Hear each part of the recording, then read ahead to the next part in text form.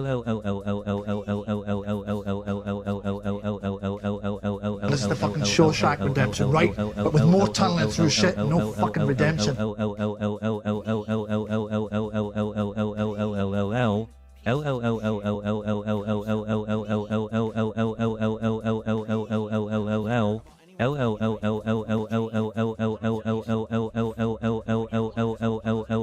the fuck in and fuck the fuck off. Hello there. There we go. Come the fuck in and fuck the fuck off. That was the whole thing played. I didn't cut it off that time. The whole thing got played. And thank you very much to Chris Sizemore as well for popping a 16-month bingo Barry message saying, I know the bot won't read this, so you have to read it, Jad. If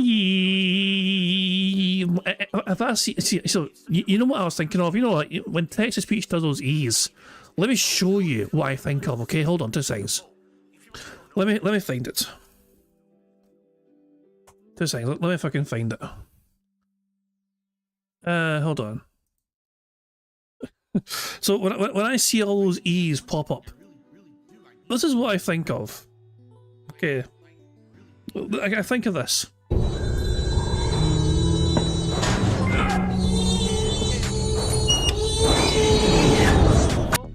E. Gwen Stefani tipped £1. Not letting the tip play is bananas bananas. I say this is bananas bananas.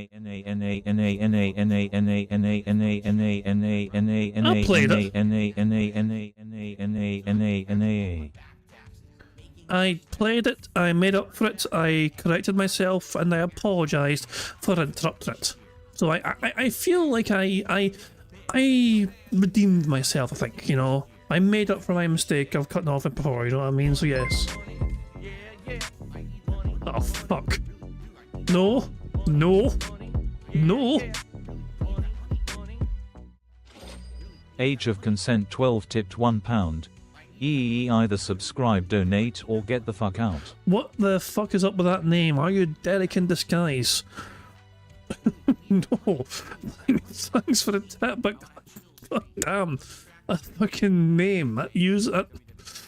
Oh my god. Who, and also, why, and also...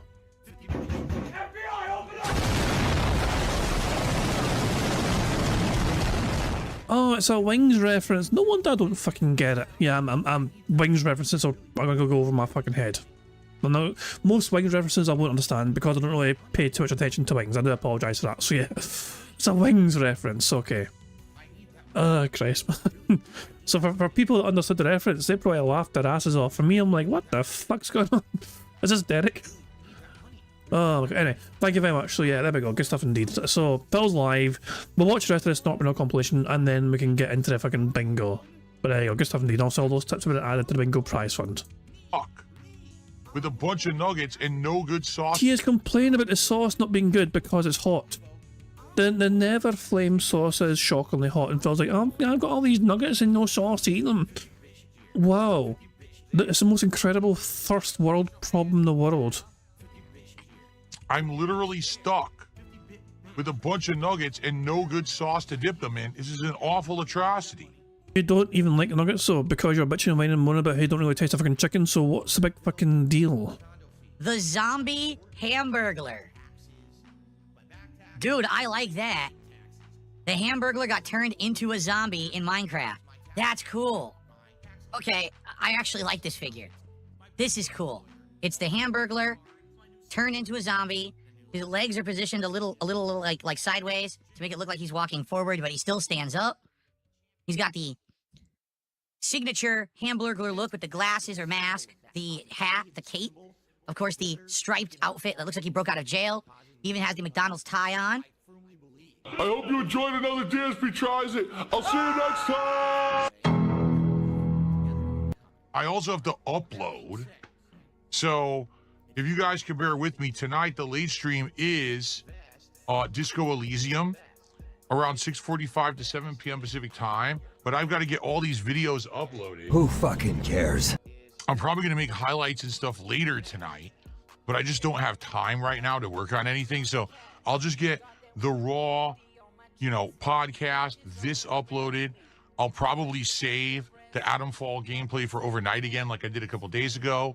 I want to try again, right? Like, no lie, it's that dopamine feel. You get addicted to it. Like, Oh, for fuck's sake.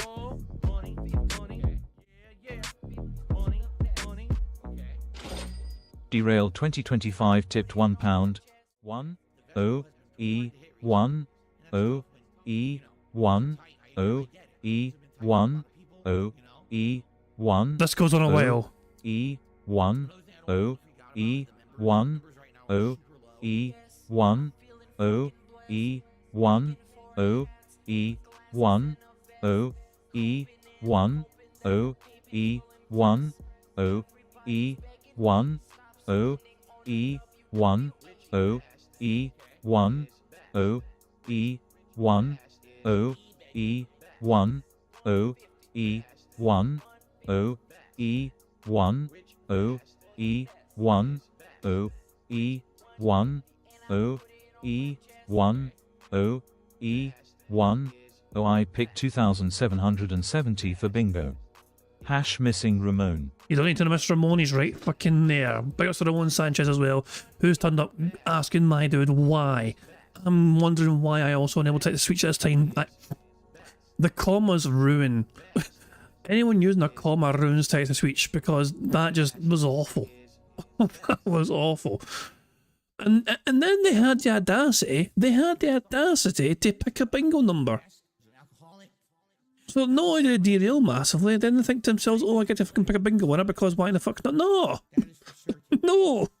You know what, I'm going to let Ramon Sanchez pick the fucking bingo number. Fuck you then. I'm going to let Ramon Sanchez pick it instead, because we're all big fans of Ramon Sanchez in here, so Ramon Sanchez gets to pick the fucking bingo number.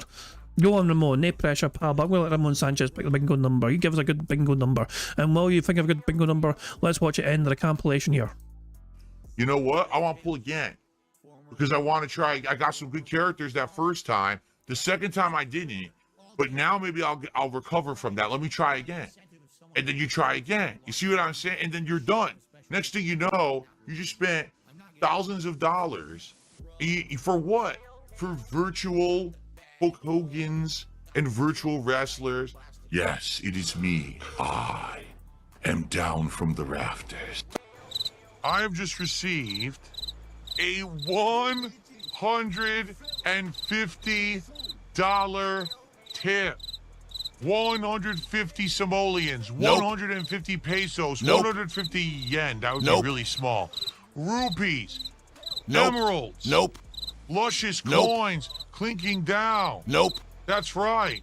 Pounds, euros, denare, whatever you want to call it. 150 bucks. Love that you are playing Disco Elysium. Thank you for the stream. Wow. Fuck you. You're a liar. Stone, searching every playground, asking kids, grandmas, everyone. Your gun will be found, Harry. Let me assure you of that. It's just a matter of time and effort. Okay. The only way to find it seems to be working with him. He might even be holding your gun. A very generous $50 contribution. Watching you play this feels like reading a strange, beautiful novel out loud. I'm excited to see where this story will go. Well, thank you so much for your incredible amount of support. It's another anonymous tip. I don't know if this is the same person from before. It very well could be. I don't know. But thank you so much. With that, holy moly, we are up to... Who fucking cares? 257 of support. If we get another 43 bucks by the end of the stream, We hit another freaking goal today. Then all of a sudden, when I played this a few days ago, it all kind of fell apart for some reason. Attendance was low. Interactions were like completely disconnected. People weren't talking to me anymore. Instead, they were kind of ignoring everything going on the stream and kind of doing their own thing. And I hate when that happens. I have to now make thumbnails and upload all of today's gameplay. Atomfall and Disco Elysium all right now. So I do have to get going to do that, folks. But you guys were fun. You were fun to chill with tonight. Today was a great streaming day. So tomorrow, daytime stream will be Pirate Yakuza in Hawaii. We're actually returning to Honolulu to do side content and advance the main plot. We're done with all the naval battles and all the actual pirate battles. We completed them all. And not even $30 in tips. It's one of the slowest streams I've done in weeks. As you can see, tips were abysmal. There's still this back.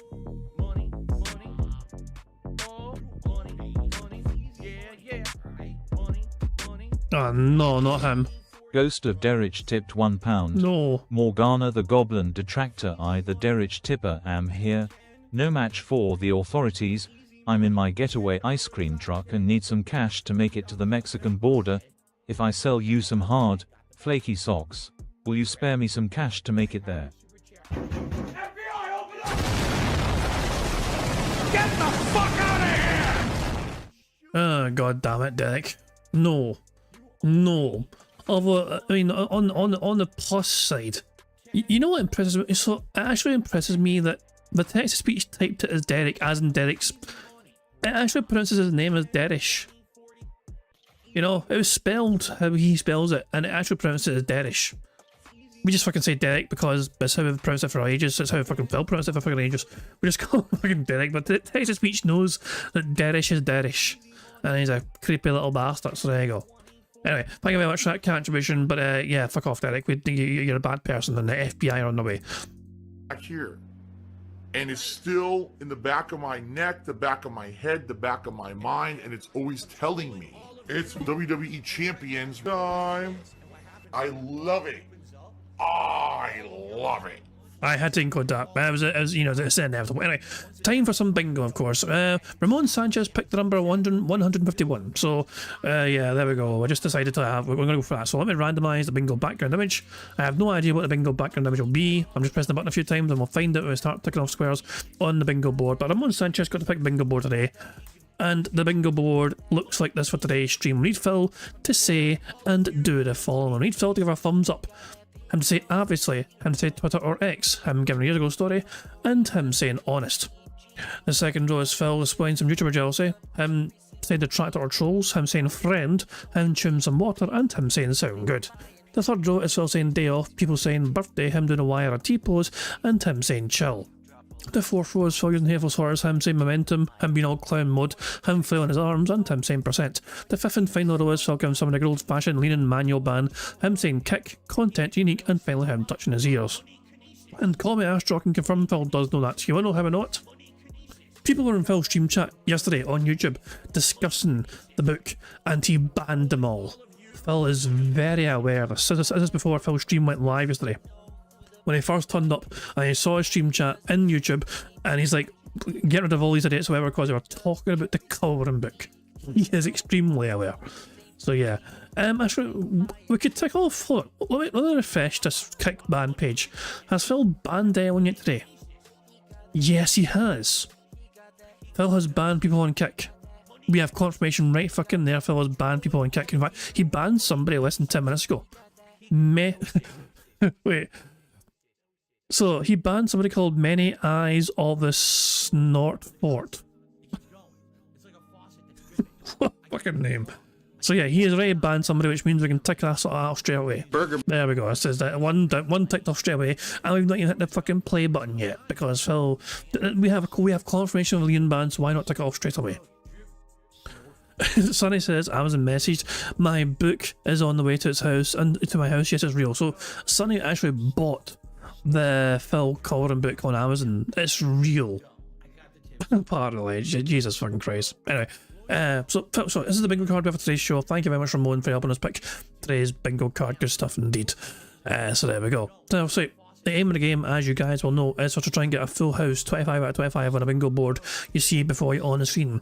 To do that, we have a variety of ways we can get free spaces to help us on our way to a full house bingo card. For example, if Phil burps, sips or snorts 10 times before he starts recording for his shitey gameplay, that gives us all a free space. For every 6 minutes and 40 seconds of Phil begs, that too will give us a free space.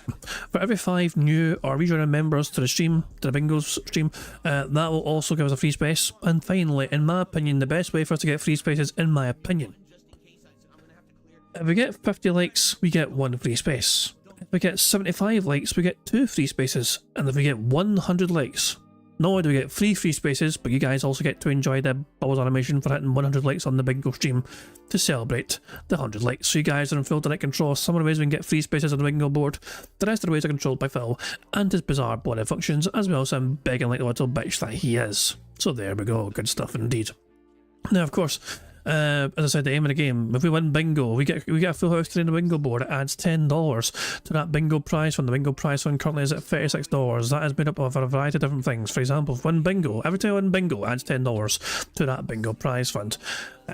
YouTube as well, a quarter of YouTube money I make every month goes towards that bingo prize fund, and I updated as well for today. So for this month so far, I've updated the funds that showed up in my YouTube for April towards the bingo prize fund. As well as that, of course, every Friday we have some marble races and we try and complete these very challenging marble courses. We pick 3 separate courses, and if we get anyone completing those challenging marble courses, for every course completed, it also adds $10 to that bingo prize fund.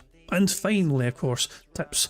100% of tips goes towards that bingo prize fund. Doesn't matter how big or small that tip is, it goes towards that bingo prize fund. So yeah, it all goes into the pot essentially, you know what I mean, in some capacity. And yeah, it helps grow the bingo prize fund. But of course, the easiest way to also grow the bingo prize fund is to win games of bingo, which is what we're going to try and do today. I'm going to let Phil explain the whole concept of the bingo prize fund. So yeah. Well, hello everyone, Phil Burnell here, letting you know about King Jad's Bingo and Marbles gameplay on YouTube. Now, you need to leave a post in the community tab to enter, and that's it. A lucky winner will be picked by playing Marbles at the end of the month. It is just that easy, any mouth-drooling idiot can do it. As Phil explains, yep, it's just as straightforward as that, you know? Just leave a comment on that community post, you'll get your own marble, and if your marble should win, you win half of that bingo prize fund. It's perfectly straightforward, yeah, and yeah, I can confirm to everyone as well, I have talked to the last bingo winner, Blind Daughter. I've talked to them behind the scenes, and I've managed to confirm that the email address, you know, so they emailed me and said, hey, this is me, and so I went and replied back to them saying, okay, can you please prove it by commenting on the community post as Blind Daughter with this phrase? And they did indeed do that. Because you never, some people might try and pretend to be the bingo prize, you know, like Prophet for example. Prophet tried to fucking pretend they were all 3 winners at once. You know, they tried to pretend they were MRC Midnight, they tried to fucking pretend they were Blind Daughter, they tried to fucking pretend they were Codeine Crusaders. Like, no, you're Prophet, we all know who you are. You don't try and pretend to be all, you know, all these 3 people at once on Saga accounts. No, but yeah, it's always good to try and verify things. But yeah, I can confirm that I have verified the bingo winner. So we know, so it is definitely them that won. They've claimed their, well, they've so I've talked to them behind the scenes, we've got it all sorted, you know, so first place will be able to claim their prize and we'll get it all sorted. So yeah, but if you want a chance to win half that bingo prize on though, do what they did and leave a comment on the community post, which is linked in the description down below. Anyway, let's get on the bingo, shall we? Let's not waste any more time. The only thing left for me to do is just to press a random Scottish soundboard button to send us off into battle once more. Shut the fuck up, you cunt! And on that note, it's time bingo. Good luck, everybody. Apparently, this is fucking brutal today. Phil bought a Lego set, by the way, apparently, as well, so we got that to fucking look forward to. Here we go. Good morning, everyone. On today's show, we got a lot to talk about because yesterday was an insanely positive, unprecedented day for support. Can you believe that we are within only a few goals of hitting 100 goals and a big celebration? We need to talk about that. Oh my dog, what's up? Thank you to Broside Phil for the super chat who says derailed you. I mean, there's something, it feels more impactful to get derailed by somebody whose fucking YouTube picture is a fucking train. You are Broside the tank engine with a strangely sus behind. You know what I mean? But I literally derailed by the talking train. Choo choo, motherfucker. No brakes on that fuck train. today because we are basically getting towards it so fast, we're not ready yet. Plus, today is day 2 of the Switch 2 coverage extravaganza. We've got more information on things such as pricing. I need to rewind it because Broside Phil derailed me, but I think he mentioned birthday. Yesterday was an insanely positive, unprecedented day for support. Can you believe that we are within only a few goals of hitting 100 goals and a big celebration? We need to talk about that today because we are basically getting towards it so fast, we're not ready yet. Plus, today is day 2 of the Switch 2 coverage extravaganza. We've got more information on things such as pricing and availability. The entire internet is abuzz. The gaming community is hyped and appalled. So, we will talk all about that and more on today's awesome episode of the Level 1 podcast. I didn't get anything to tick off after all. Just the same old boring shit.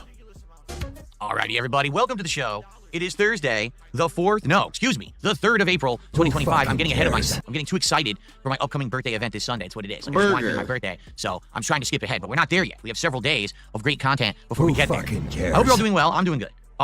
Man, yesterday was crazy. First of all, we had the big Nintendo Direct blowout of information about the Switch 2. There was a lot of good and a lot of bad to cover, and I did fully on yesterday's show. So if you missed any of that, I hope that you'll give it a look. It was 2 hours of Nintendo Switch 2 coverage. Who now, fucking cares? I did make a highlight of that last night that I released around 12:30 a.m. Pacific time here on the channel, and the highlight covers the 3 big problems with the Switch 2 right now that Nintendo needs to address and or tackle, or else deal with negative blowback, which is actually what's happening right now. Is the internet is pretty critical of this whole Switch 2 launch announcement, which is weird because usually you get this insane, over-the-top, almost fanboyish, cultish mentality for anything Nintendo. I'm not saying that hasn't happened because there definitely are those circles, but You actually sound fucking pissed off that other people are annoyed. I bet you thought you hoped. I bet you were fucking praying that you would have been the only fucking person with a very critical opinion about the fucking Nintendo thing. You were fucking probably praying and just your wee pants. Oh, Phil Burnell's going to think the contrarian. Phil Burnell the contrarian with a alternative outlook to this fucking thing, and then lo and behold, it turns out a fucking lot of people have actually had the same sort of fucking thoughts as you had, and fucking voiced it before you fucking did, and they voiced it in a fucking better way, and they got more fucking traction for them fucking voicing that way, and all of a sudden your fucking point doesn't seem very fucking special anymore, Phil, does it?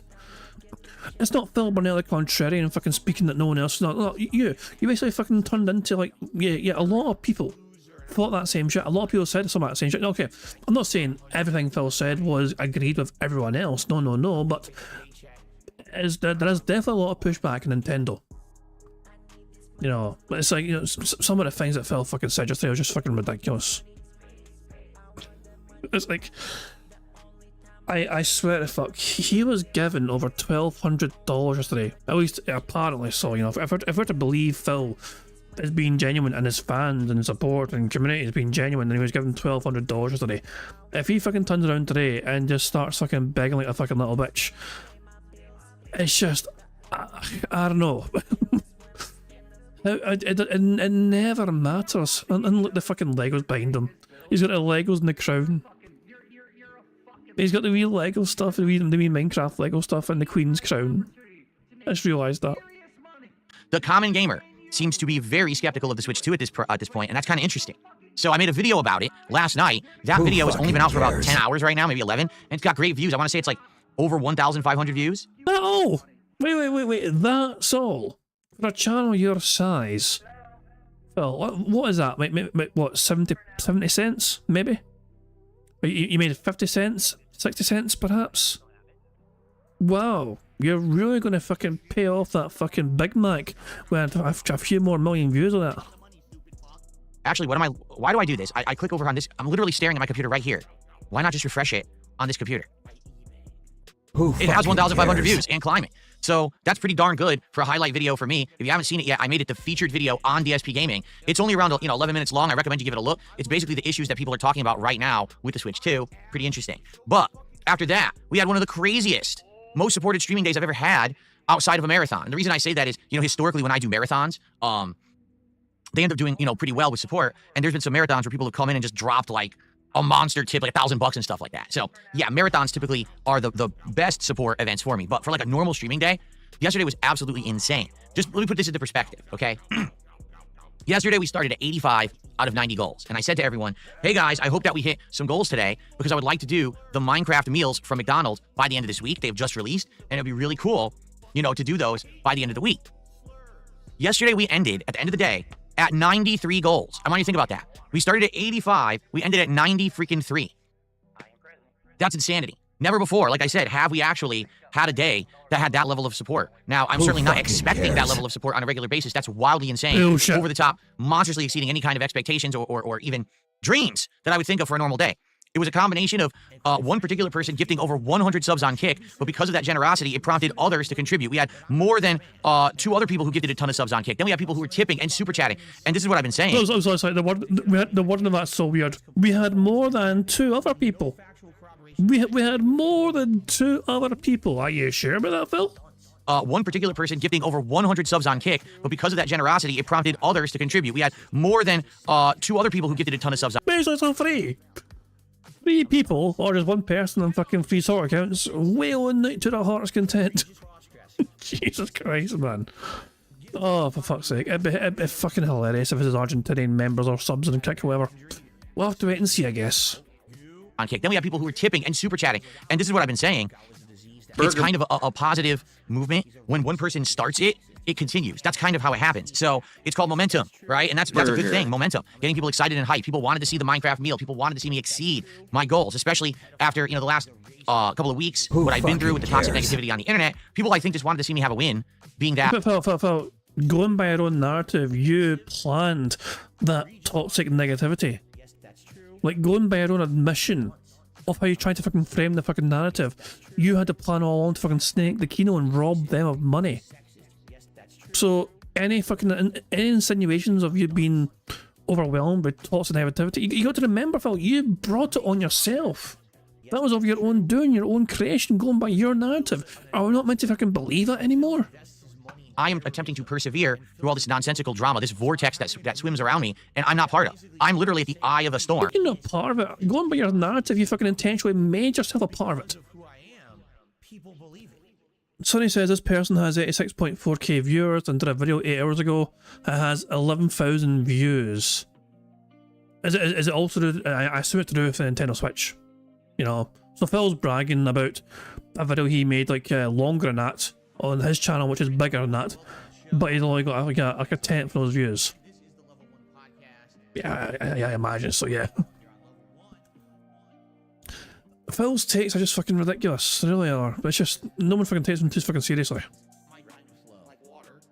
I don't know, man. It's just fucking crazy to me. Like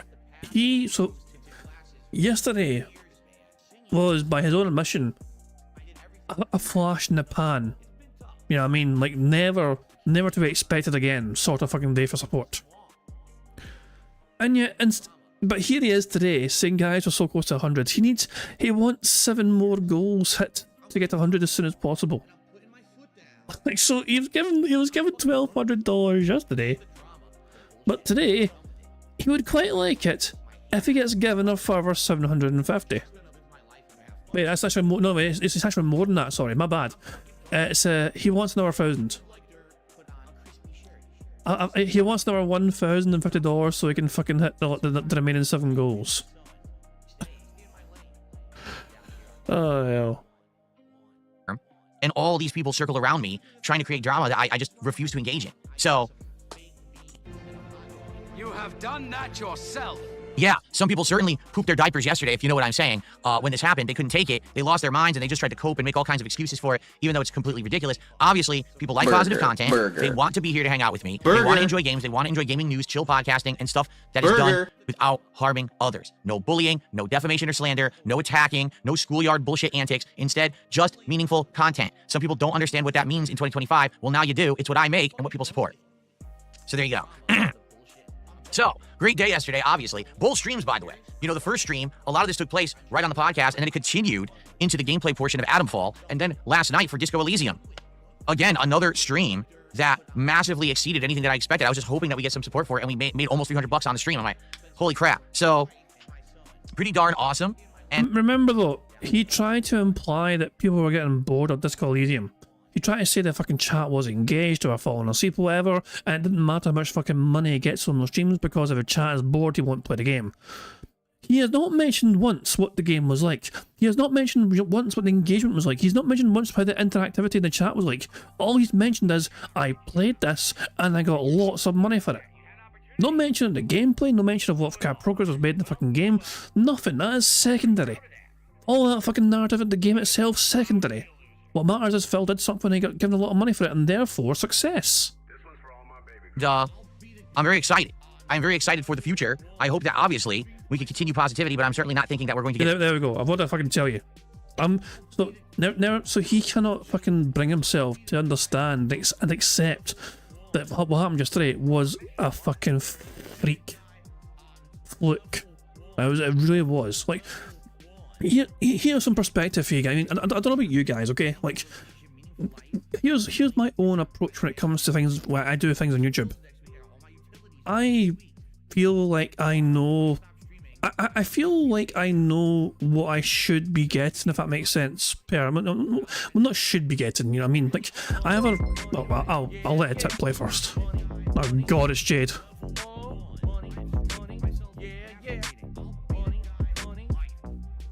Oh no. Squeaky wheels. Jade tipped £1. Squeak, squeak, squeak, squeak. A lot of them pooped their pants. They're like me for real, for real. Jesus Christ. I mean, yeah, I guess so. Yeah, they're just like, Jade, for real, for real. Oh, fuck, man. Poor Jade. Poor Jade. Now, okay, let me get back to the point I was trying to make there, like, very quickly. So, obviously, obviously, I've got a real fucking job. That pays my fucking bills. That's my main source of income. YouTube, good little thing on the side, you know what I mean? It helps me fucking, pay off some, outstanding bills and debts, whatever. But thanks to that as well, I managed to, help, book a holiday for me and my good lady later on, you know what I mean? You guys are incredibly supportive, and also I give back as well, with a bingo prize fund stuff as well. It means you guys can get to win, some prizes as well, once a month, not jazz as well. But I understand that I'm not, so Phil got in one day what I would not expect to get in a month, if that makes sense. I wouldn't expect to get half of that in a month, so I feel like if I make 400, if I make like 400 or 500 quid a month, I think that is good.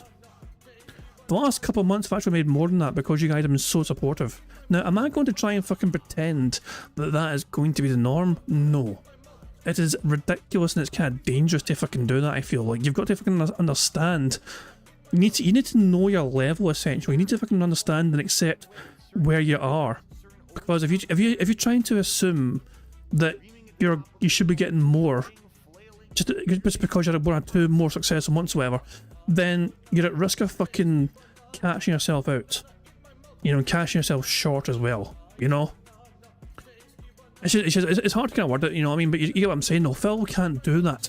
When Phil gets more money than usual, he wants that to be the fucking new norm.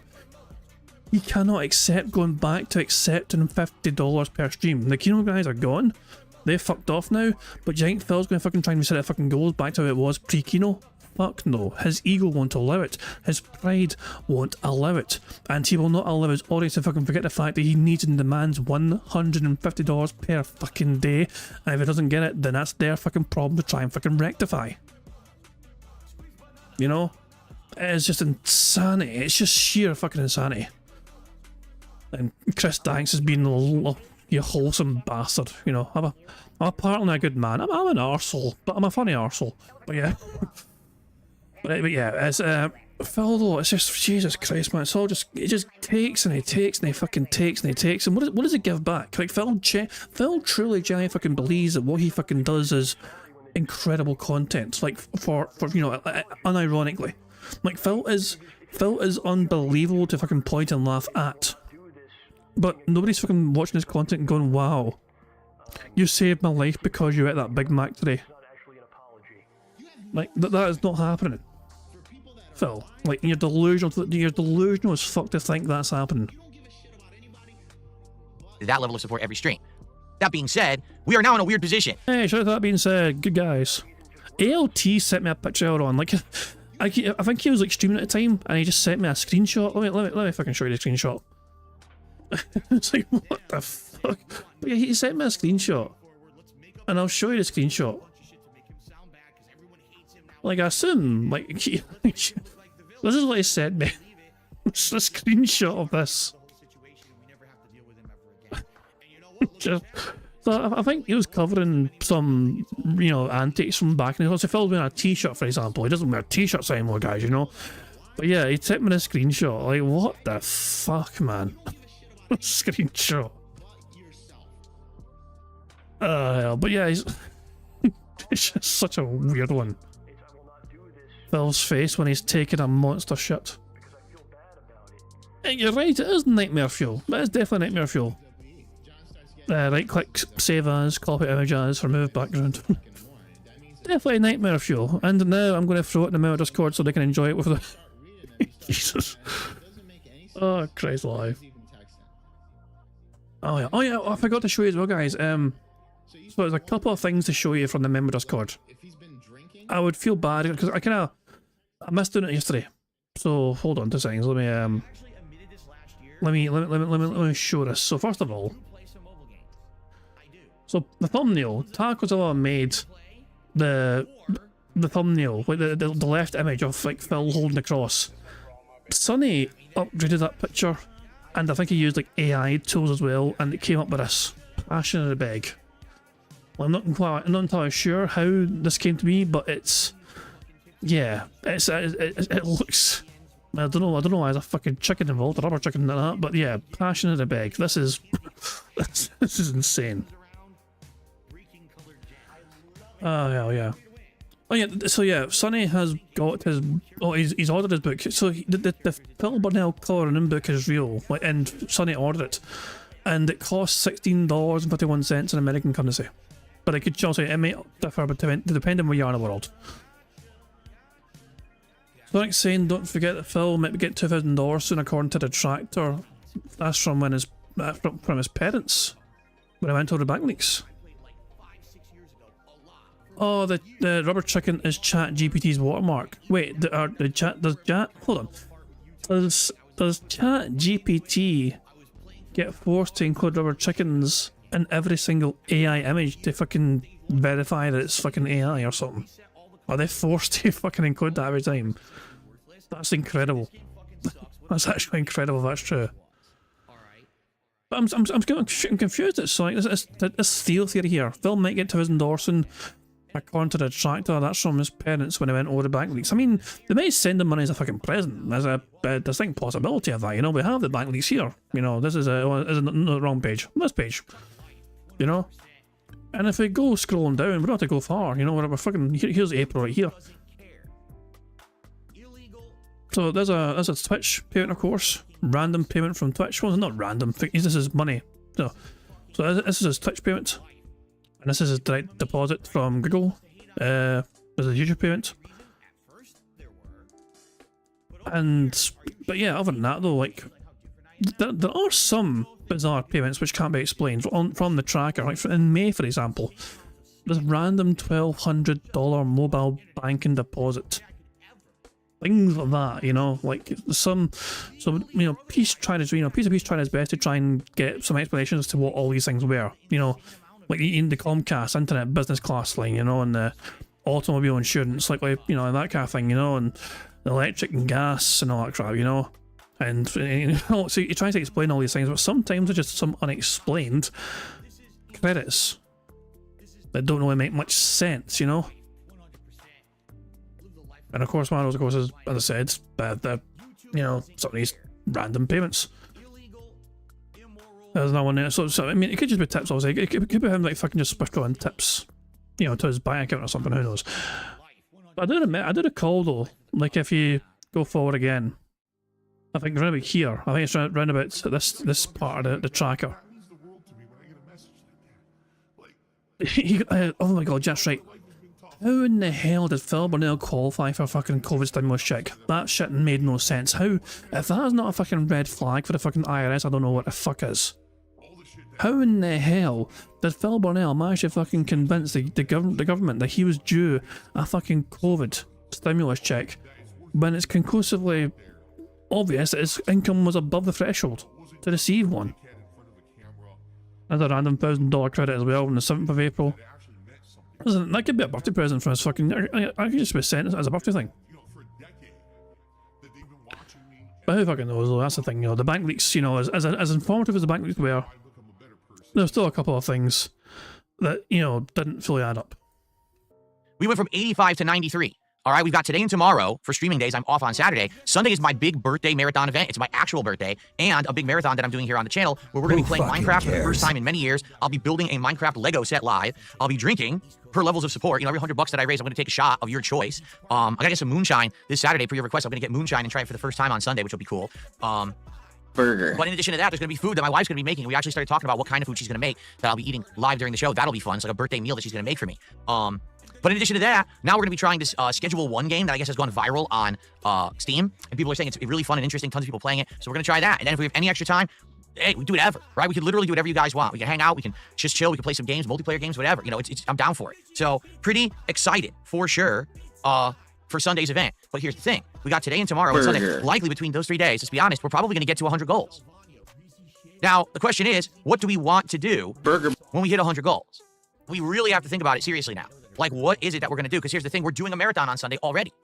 So maybe it's not a marathon. Maybe it's something different. Do we just do another DSP Tries It?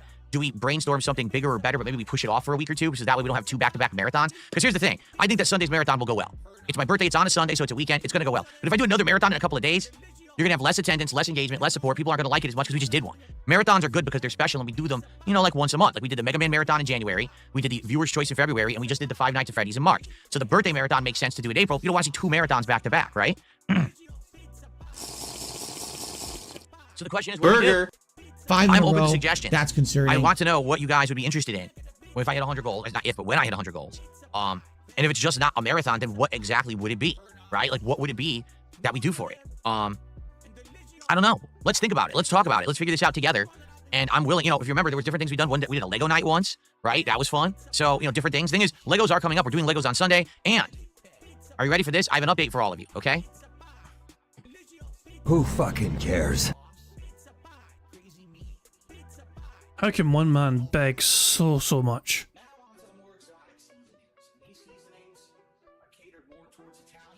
So I went ahead and I got our next Lego project for when we're actually going to do Lego Nights. Not just the special Lego event we're doing for my birthday, but for when Lego Nights come back into the schedule. Per our discussions on this show, I have purchased the Piranha Plant Super Mario Lego set. It is really cool. Like, I can't wait to build this thing. It looks neat. It's good quality. Apparently, it even has some customizations available, which I didn't even know. So I don't know if it necessarily needs to have the green pipe because it shows some other colors, like there's a flower pot and other stuff. So pretty cool. I'm excited to build this with you guys coming up. We're not going to do it right away simply because we're already doing the Minecraft Lego. But how cool would this be in my background, right? This would be something really cool to put into the background. Minecraft? For the set. So that's coming up. And I'm definitely excited for that. Is it a bit mean if I try and suggest that Phil was about to say Mein Kampf? Okay, that's true. Soggy says, hey, good time for this with the Switch 2 and everything going on. You're right. Like, perfect timing for that, right? All right, so what we need to figure out is this 100 goals thing. We really have to start talking about it because we could hit it soon. We could hit it. I'm thinking we may even hit it on Sunday. Like, during the marathon, we may hit it. So what should it be? And honestly, if we're going to do another marathon, the way I see it is we should do it in a week after the birthday marathon, but I don't know how well that would work. 2 marathons in such close proximity. Okay, so maybe we don't do 2 marathons, but then what do we do? Who fucking cares? We gotta start talking. What do you guys think, right? Yes, Uzaki says, I noticed, I love seeing these McDonald's figurines in the background. You probably can't see them because they don't stand out that well. Here they are. So from this is all big, the Minecraft meals that I got yesterday, we've got the zombie Hamburglar, which I actually like. It's a zombie from Minecraft, but it's dressed like a Hamburglar. Okay, I do like that figure. And then we've got the Grimace Egg, which I call the Grimace Turd because it looks like the poop emoji with the Grimace's face on it. Don't ask me why that's supposed to be something cool. I think this is cool. This is stupid. Okay, but those are the two collectibles that I got with the adult meals that I got from McDonald's yesterday. Okay? Who fucking cares? A poop. Purple poop. Okay. Cool. Well, in 2045, they'll be worth $300 each. Well, there you go. I just have to wait 20 years. All right, well, so I don't know what you guys want to do. I want you to start throwing me ideas. What ideas do you guys have for us for the 100 goal celebration? All right, let's start thinking, let's start talking about it, because we want people to get motivated for it, obviously. And it's hard to get motivation if you don't know what the reward or the upcoming thing is, right? That's what it's called. You want that momentum. But how do you have momentum when you don't know what's happening, right? So let's talk about it and see what you guys think. Who fucking cares? And go from there. All right, cool. Alive asked Cameron Dutchman's asking what he missed. Not a lot. Phil was basically fucking wanking furious about how good yesterday was for him because he got given over $1,200, and he's saying it'd be nice if we can keep that sort of fucking thing going. Yeah, basically just basking in how much money we've thrown at him yesterday. And he's kind of saying, wouldn't it be nice if that kind of thing kept continuing in the future? Round about that kind of thing. Roughly that sort of thing. So yeah, just basically money high. King. See, here's the thing. There's a good reason why we got rid of Ask the King 2 years ago.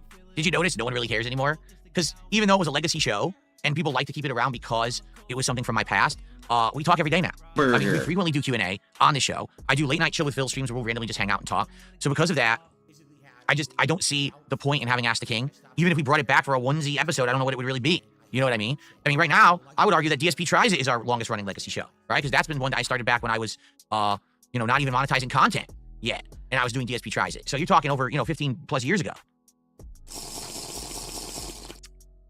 No poorly cooking with the king for the zillionth time. All of my content is in this room. It's all confined to my studio. That way, it doesn't seep into my private life. People don't try to get information about me in my private life, which is dangerous and scary that people do, but they do all the time. Content must... Phil, here, how about this? Let's make it fair.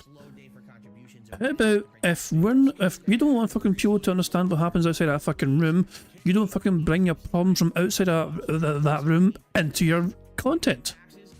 So anytime, Phil, you bitch and whine and moan about an upcoming bill or something that's happening, with your family or whatever, I've got to do this and I've got to do that, or whatever, that is happening outside of your room, outside of your studio, quote unquote. And so why do you keep that shit off your streams and content then, Phil? Because that is nobody's fucking business. Like, do we really fucking need to hear for the fucking 100th time about how Jasper sits at the fucking door and stares at the fucking animals in the backyard, all the woodland critters that are fucking going to eat your fucking brain or something if you fucking get into the house or something? No, we don't fucking need to know that shit. We don't fucking need to know, oh guys, this broke in the house and that broke in the house and that broke in the house, because that's a fucking beg right there. Anytime you fucking tell your fucking audience, oh, this thing broke and that thing broke. Can't we see it? No, but you can't see the things that broke. My content is here. My content's in this little one studio, this one room, because I'm terrified of people understanding and learning too much.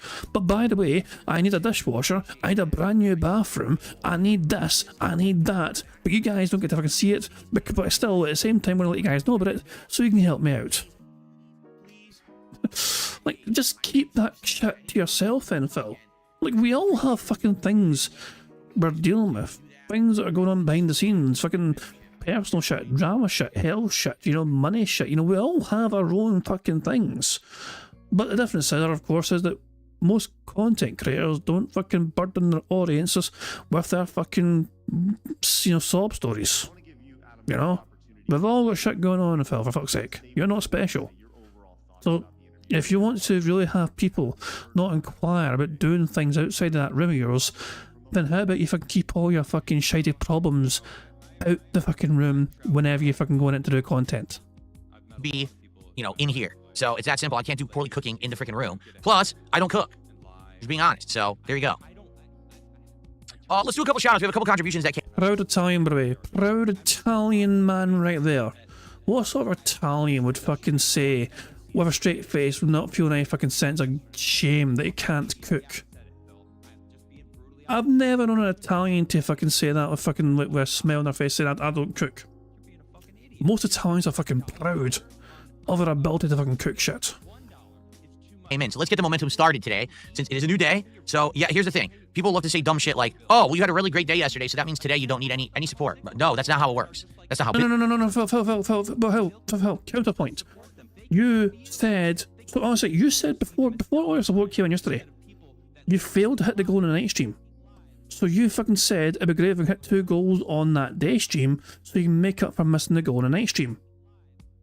Why does that logic work for that, but not for this? Fuck, you hit multiple goals in one fucking day. You should be fine for a few more fucking days. If it's fucking fair for you to fucking say, guys, can we make up for missing the goal in the night stream by having 2 goals today, then why is it not fucking fair to say, well, you don't need to fucking hit goals because you hit fucking 10 at once practically? I want to hear his fucking explanation. This should be fucking good. We have a couple contributions that came in, so let's get the momentum started today, since it is a new day. So yeah, here's the thing. People love to say dumb shit like, oh, well, you had a really great day yesterday, so that means today you don't need any support. But no, that's not how it works. That's not how business works. That's not how life works. Just because you have a good day doesn't mean now you want to have a series of bad performances, because then it negates the good day. So what we want to do is keep the momentum going. We want to try to hit the goals every stream if we can. It ain't going to happen every stream, but let's do it. Today we got a nice chill podcast. We got Pirate Yakuza where we're going to hang out. We're back in Honolulu. We're going to be doing side missions, but also advancing the main plot. This is what we want to do. So let's do that. Let's continue with the momentum. Let's do some quick shout outs as we begin our day. But Phil, you just got tons more support than usual, so it's not the biggest fucking crisis in the world. You can fucking maybe hold back on the fucking begging, because you just fucking got a lot more than usual. I generally can't fucking believe he can sit there with a straight fucking face and just go through the same fucking begging spiel. You know? It's like, what the fuck? I can't fucking, but I generally can't fucking believe it. I mean, I should be able to, I mean, I don't know why I'm fucking so surprised. It never matters how much money you give this person in one fucking day. The very fucking next day, there he is, hands out, asking you got any more. The first tip of the day is a $5 tip from Flatman B. What's up, everyone? Hope that you guys have a great day. Much love. Thank you so much, Flatman B, for a $5 tip to get our momentum going. Thank you so much. And it's got a nice animation. There we are.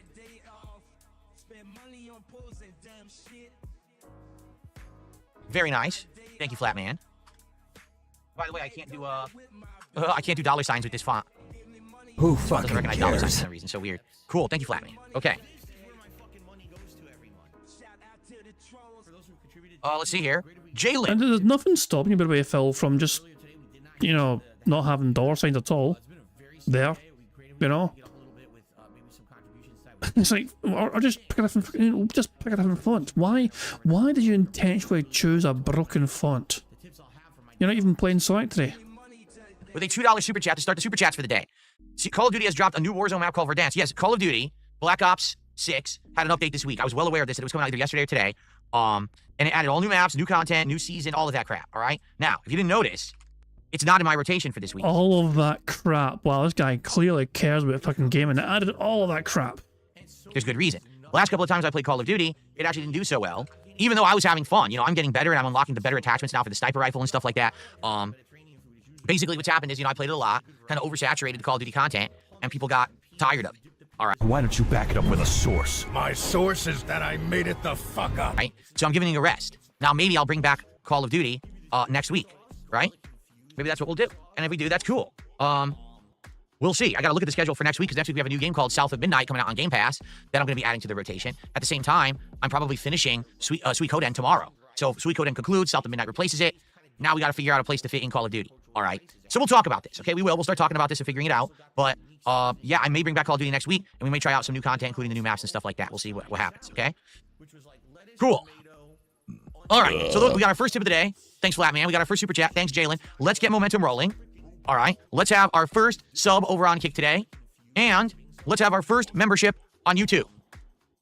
Let's do it. Let's get some support in those ways. Then we'll have one of each. We'll have that momentum fully rolling forward for today's show, okay? Who's going to be the first sub over on Kick today? Who fucking who's going to be cares? the first member on YouTube today? Who fucking Let's cares? find out. Now, yesterday was a Switch 2 information overload. It was huge. Tons of information came out of that Nintendo Direct, right? Everyone was like, their mind was exploding. There was good stuff, there was bad stuff. Everyone was kind of like trying to get their own take and adjust to it or whatever, all right? So today, the dust has settled a bit. There's actually different events that Nintendo are holding around the globe where people are getting their hands on the Switch 2 for the first time and playing the games. So some information is coming out. Like, for example, Breath of the Wild runs at full 4K 60 frames, while Cyberpunk 2077 runs at only 40 frames in performance mode. And everyone's laughing at it saying, ugh, the game's old and it's running not very well on the Switch 2. Who would pay $70? Because yes, ladies and gentlemen, Cyberpunk 2077 is $70 on the Switch 2. I don't know what Nintendo is thinking. They're literally charging full price for games that have been out for 5-6 years and you can get for like 20 bucks on another platform. I don't get it. They think that they could charge these insane premiums, okay? So, what we're going to do today, we're going to have another segment where we're going to talk more about Switch 2 stuff. Okay? So I hope that you guys are, you know, if you're interested more in the Switch 2 stuff, you're in the right place. Nope. Okay? So there we go.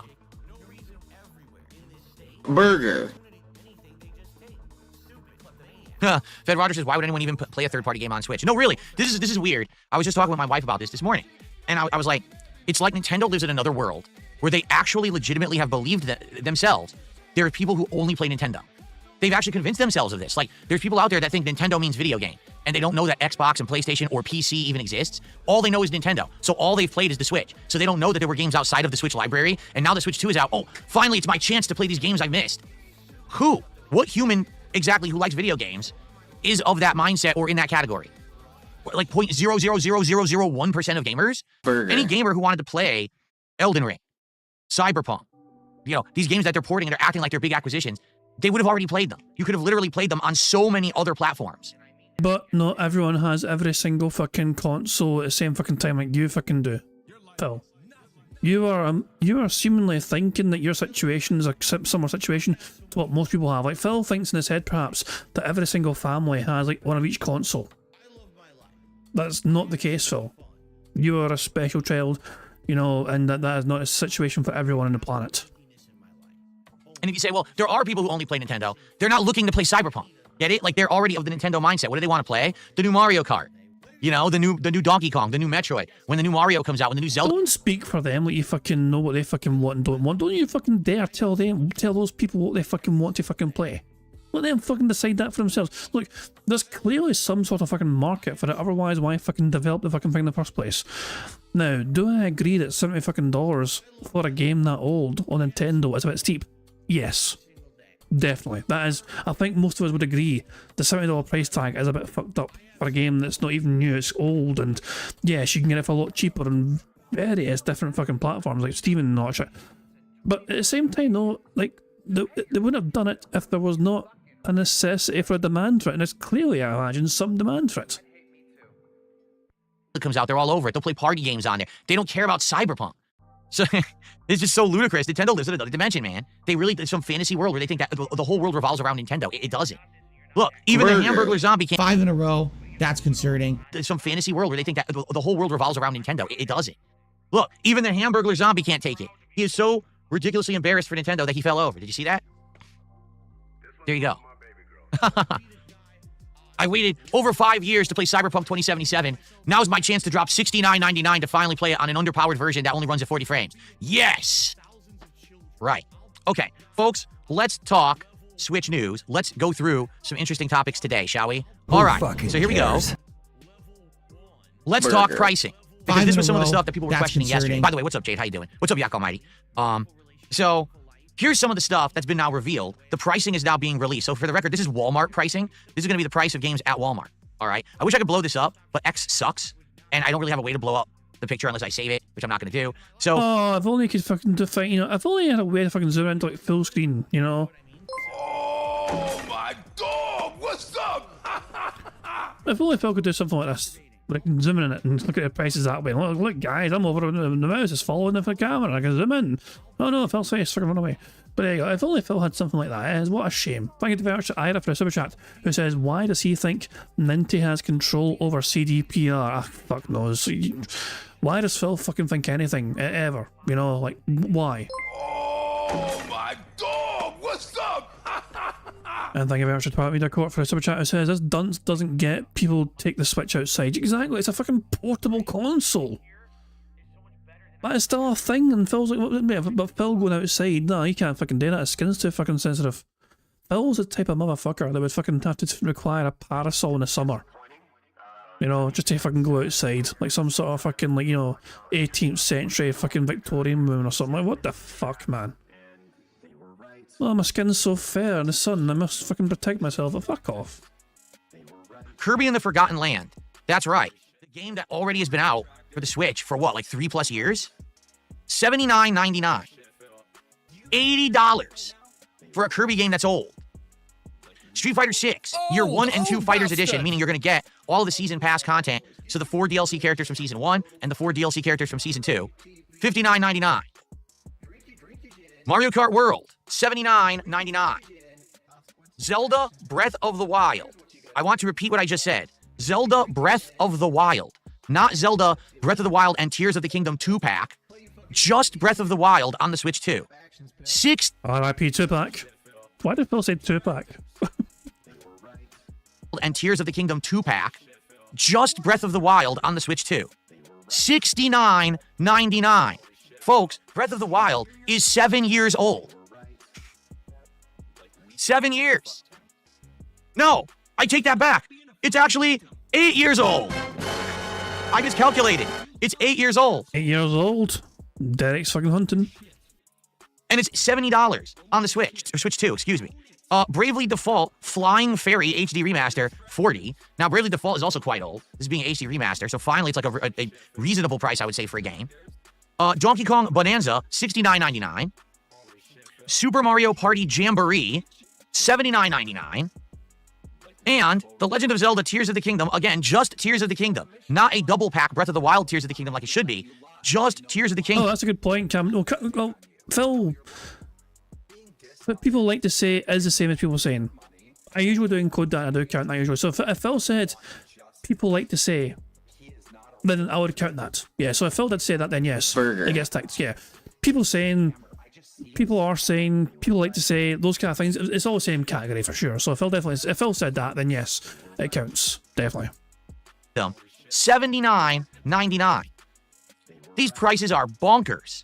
I can't believe they have the balls to try to sell 2 old Zelda games for premium prices as if they're brand new. And then on top of that, the fact that we already bought and played these games on the Switch, and they ran like shit. They did. Even, remember Tears of the Kingdom? How the frame rate would dip and chunk along as parts, like, what the? And we already bought it. There's just something, like, actually, it's hard to fucking take Phil seriously when he's complaining about the fucking astronomical prices that Nintendo are fucking charging for older fucking games, when he fucking sits there every fucking day demanding hundreds of fucking dollars every fucking day, demanding $1,500 of stuff his fucking face full of fast food. The double standard there means I cannot take Phil's fucking point seriously, because I fucking know that he's a bigger rip-off merchant than fucking Nintendo. Now you expect us to buy it again as if it's a brand new premium game. $80? Are you insane? Let's continue. So, there's a few others. This is why I had this one, because there's a few others on here. I don't know what Eldrador Creature Shadowfall is. I do know that Dragon Ball Z Kakarot. Do you remember how old that game is? Dragon Ball Z Kakarot? Didn't I play that like 4 or 5 years ago? Well, it's $50. So, you know, it's not that bad, I guess. But the thing is, these games are regular Switch games that apparently will play on the Switch 2. But they don't, I mean, they're older Switch games. That's why they're the regular price. Every other Switch game is just being absolutely ridiculous with the prices. Okay? So here we go. Cyberpunk 2077 Ultimate Edition will be a launch title on June 5th. $69.99. The game will be distributed on a 64GB game card. This does contain both the game and the expansion, and no additional download will be required. However, if you don't want to buy the game card and you want to get it digitally, it's 64 gigs. Now, what was I saying yesterday about the storage space on the Switch 2? The storage space on Switch 2 is only 256 gigs, but remember, anywhere from like 20 to 50 of those gigs are going to be used for the operating system, for other apps, and things like that. So you probably only have about 200 gigs of storage on your Switch 2. If you get Cyberpunk and you don't buy the physical edition, you've already taken up 1/3 of the storage space on your Switch 2 with one game. So it seems everything that I was speculating yesterday is true. I was right on the money. This thing is going to fill up within 2-3 games. You're going to have no space for anything. Okay? Keep in mind, you also got to save your games. They got to go somewhere, right? Continuing on. This is wild to me. This I still can't believe is a thing. So they announced Street Fighter 6. Oh god, Amiibos. Oh my god. For people that like their Amiibos, you might want to fucking run away for a bit. Amiibos for a premium price. Ladies and gentlemen, the Street Fighter 6 Amiibos cost $29.99. What is going on? Just think of it this way. If you buy Street Fighter 6, it's $60 on the Switch 2. If you want to get all 3 Street Fighter 6 Amiibos of Jamie, Luke, and Kimberly, it costs more than the game. Now, what do you think those Amiibos are going to do? This is a competitive fighting game. They're not going to give you a competitive edge. Maybe they'll give you some exclusive content if you're playing the campaign mode. And by the way, the campaign mode is not very good because it becomes a grind fest when you're near the end and it pisses you off. I know because I almost beat it myself and then I quit it at the end when it just didn't make sense to keep playing it. So why on earth would you spend... Phil saying the words I almost beat it myself just makes me think I made it first. Not very good because it becomes a grind fest when you're near the end and it pisses you off. I know because I almost beat it myself and then I quit it at the end when it just didn't make sense to keep playing it. So why on earth would you spend $30 for an Amiibo in 2025? This isn't even the Wii U era when Nintendo was floundering and they weren't selling anything and they needed our help. And so the Nintendo fanboys ran out and said, don't worry, we'll white knight you, Nintendo. We'll go buy every Amiibo that's ever been released, and this will finance the failure of the Wii U till you can actually pump out the Switch. I just don't understand. And you know what? People are going to buy these. People will absolutely buy these Amiibos. If there's a fucking market for them, then why the fuck not? Like, if there's a demand for them, and people are willing to pay for it, then what is the big fucking deal, Phil? $30 each. Even though it's a tiny little plastic figurine with no added value whatsoever, they're going to do it. I don't get it. I don't understand. I'm lost. I'm confused. What is this whole Nintendo mentality in 2025? Yikes. And then lastly, there is a cool thing coming out called Welcome Tour for the Switch 2.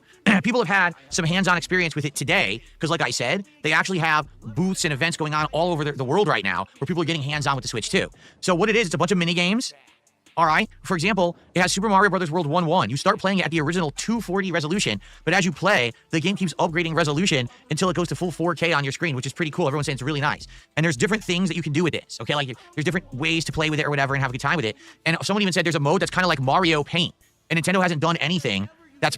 Sonny's saying, does he think this rant will get the views? We have moved on. It's all about the Naked Gun tease. Wait, Phil's addressing... Wait, is Phil actually talking now in live about the Naked Gun preview? There's no way. Well, I imagine he may be talking about his... Oh, for fuck's sake. We're behind live DSP by 34 minutes. Anyway.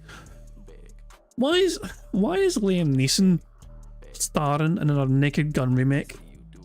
Like, first of all, why are they remaking it? Second of all, why the fuck Liam Neeson? Like, what?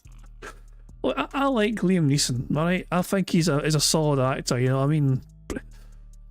But I just think it's a weird... I'm used to him, like, doing, like, serious stuff and all that shit, you know what I mean? Like, you know, it's weird to just think of him suddenly just, like, being, you know, like, fucking kooky comedy cop and all that shit, you know? I don't know, I mean, I've not watched it. I've not seen the trailer yet though. The trailer's out. I've not seen it yet, so who knows? Maybe I was sold in the fucking trailer. Like a Mario Paint style app for a very long time. So people who are like longtime fans of Nintendo's are having a really good time with this. Like, wow, this is amazing. So this would be great for them to pack in with the Switch 2, right? Let's take the demo. Wrong. This does not come with Switch 2. Switch 2 comes with nothing. You have to buy this. Now, they're saying in Japan it's 990 yen, but they haven't announced actual pricing anywhere else. How much do you want to bet they're going to mark this up? And this is going to be like $10 or more in the United States, and worldwide it'll probably be like $15. How much do you want to bet? Well, Phil, that's just what happens when fucking tariffs are placed on fucking goods that have to go from one country to another. You'd fucking understand this if you wouldn't pay attention to Donald's fucking announcement yesterday. So again, what they're thinking is, hey, you buy the Switch, or Switch 2, excuse me. It's launch day, but what are you going to get on that? Well, let's think about it. Well, we're going to get Mario Kart. Literally everyone wants Mario Kart. Okay, so that's going to be day one purchase. Outside of that, what else are you going to do? Well, all that's left are third-party ports like Cyberpunk, right? Or games you've already played like Breath of the Wild, Tears of the Kingdom. Well, you don't want to play that game again.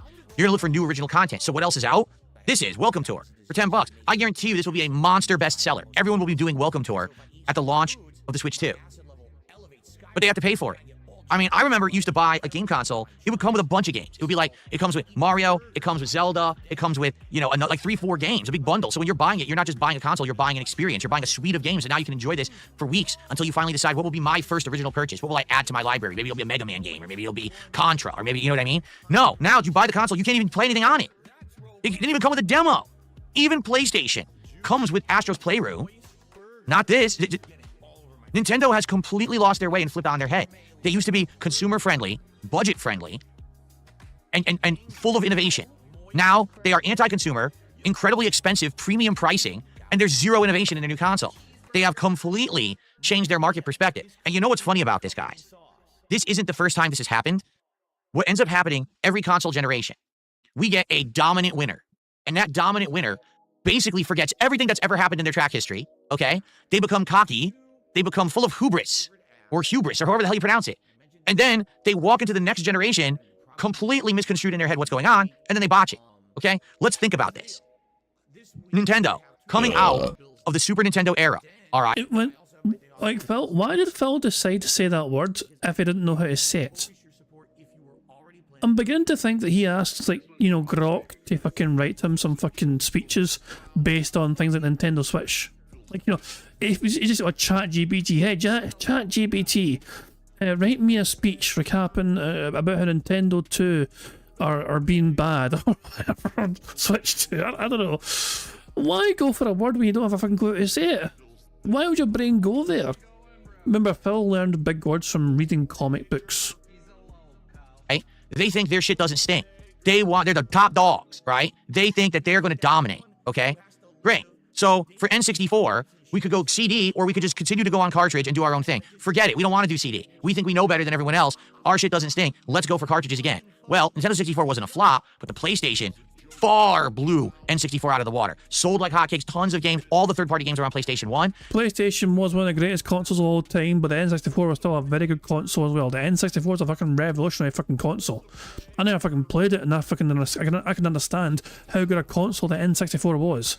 There were so many great fucking games for the N64, and they done fucking quite well to fucking make as many good games for cartridges, and you know. But yeah, the PlayStation though fucking changed the game.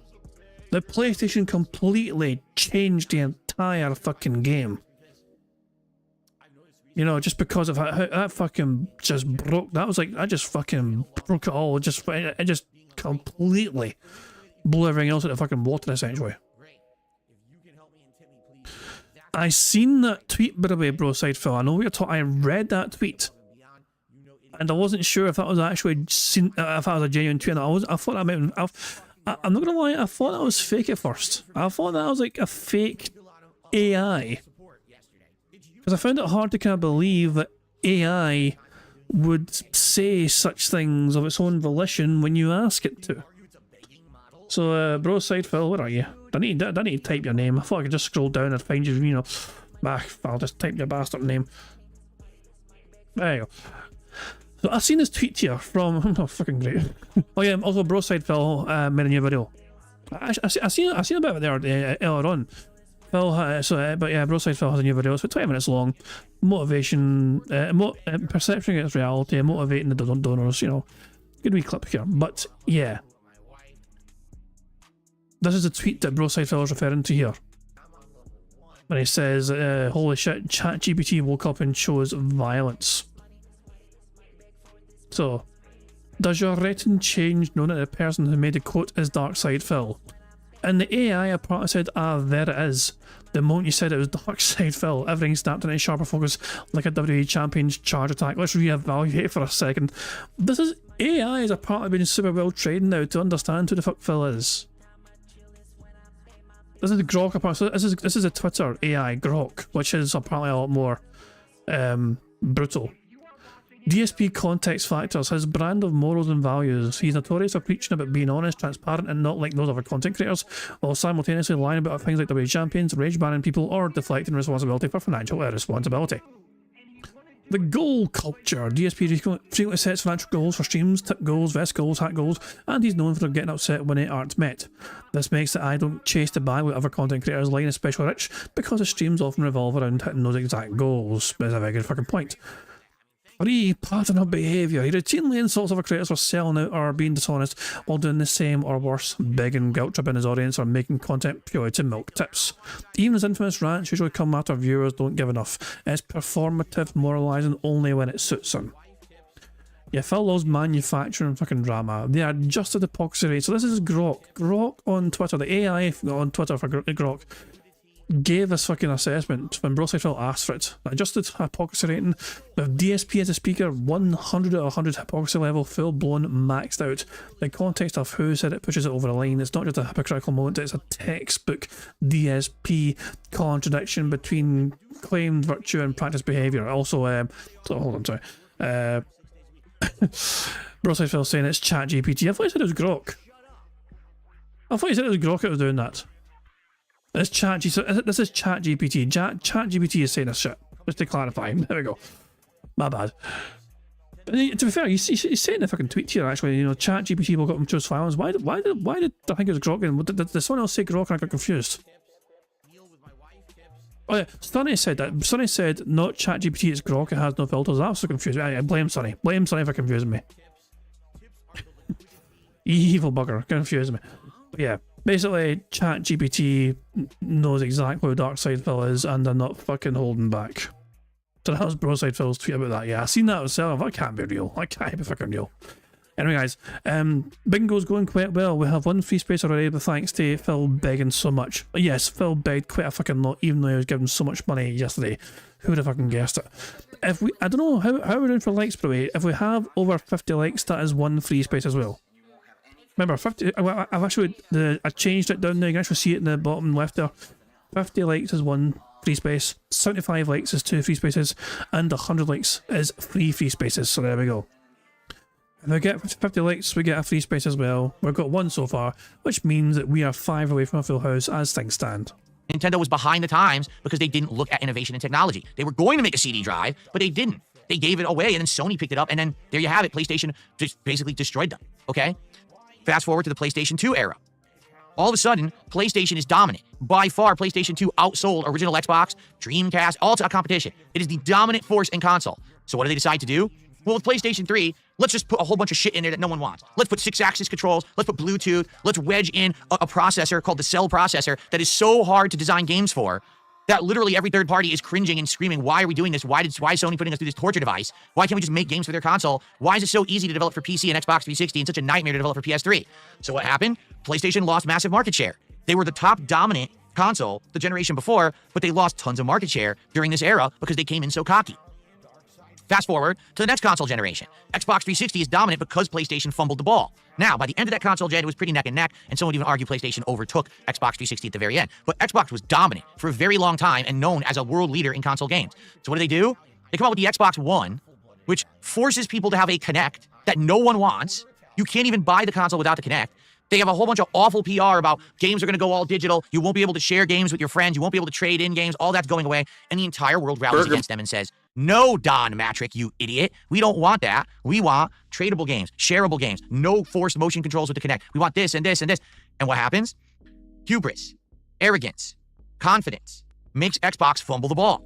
And they went into that console gen dominant, and they completely were crushed by PlayStation during the PS4 era. Xbox One literally failed where Xbox 360 had shined, okay? So now we fast forward to the situation with Nintendo. So after having failed a couple consoles, N64, GameCube, yeah, they were popular, but they weren't as good as PlayStation. So now they come out with the Switch. Excuse me, they come out with the Wii. The Wii is a dominant force because of motion control. The gimmick works. The whole world wants a Wii because they want to stand in front of their TV, dancing around, waggling the Wiimotes all over the place, right? So Nintendo does it. They became the sales leader again. They're beating their competition. Hold on. Sorry, I'm sorry. I've got to. It's a dominant force because of motion control. The gimmick works. The whole. So, without audio, let's try and envisage what Phil Burnell is doing. You can insert your own audio and then insert your own scenario as to what Phil Burnell is practicing there. Those are some very learned hands he's got going right there.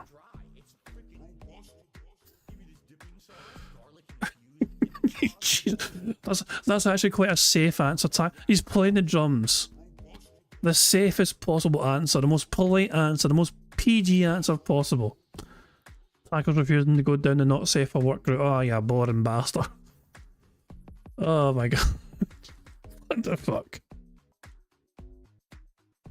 Front of their TV, dancing around, waggling the Wiimotes all over the place, right? So Nintendo does it. They became the sales leader again. They're beating their competition. They're selling software like hotcakes. Even crappy shovelware is selling on this thing. Accessories, everything. Amazing. So what do?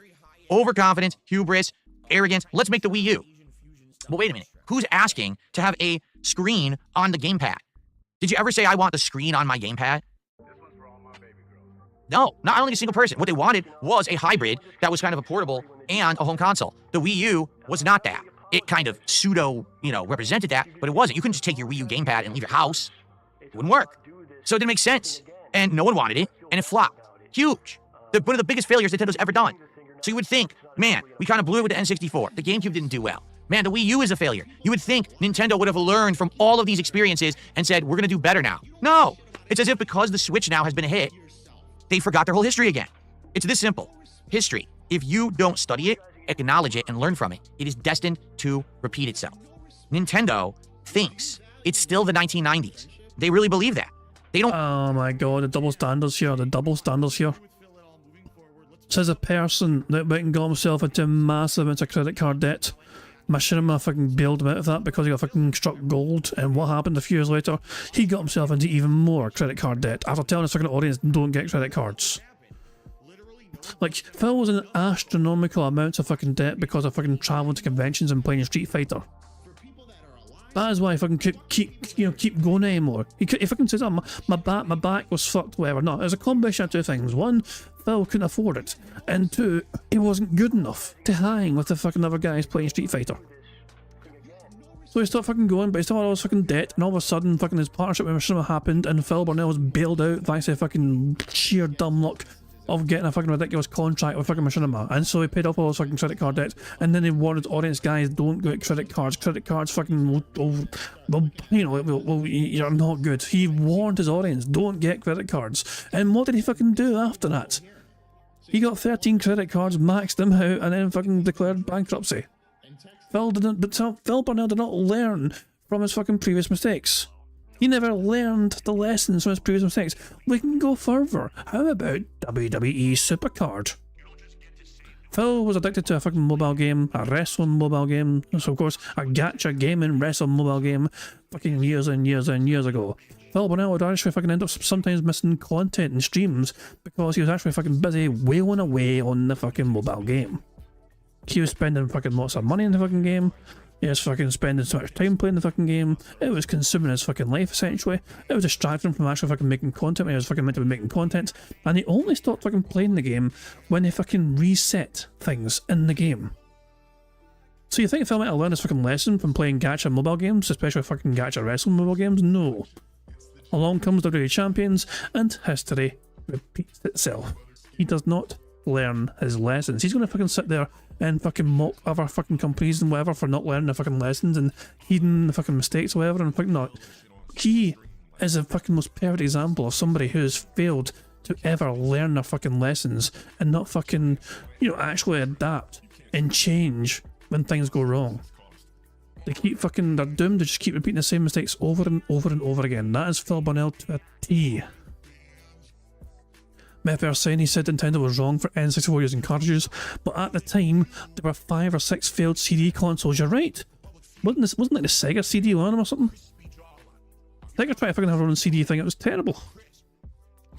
CDs are also slow and easy to pirate. Cartridges proven tech. Exactly. Guy, the amount of fucking I fucking played so many pirated fucking games when on PlayStation. It was not very hard to fucking get a fucking, like a cheap fucking pirated fucking copy of like PlayStation games. I got GTA 2 pirated for fuck's sake. That shit was easy, man. That was one of the fucking games I loved playing that game, but I went and got it for like a $5 in the fucking Barras in Glasgow. So because it was easy. Oh shit, man. But yeah, what the fuck, man? It's just he just doesn't know what he's fucking talking about. Plus, he's a massive fucking hypocrite because he's gonna fucking sit there and pretend like he's fucking learned all his fucking lessons from the mistakes he's fucking made. Bullshit. This is why I can't take Phil's points seriously. Even if Phil is right with some of the things he's fucking saying, he fails to fucking acknowledge these very things himself. He's guilty of these very things himself. So because he's a person that's saying that, it comes across as a massive fucking double standard.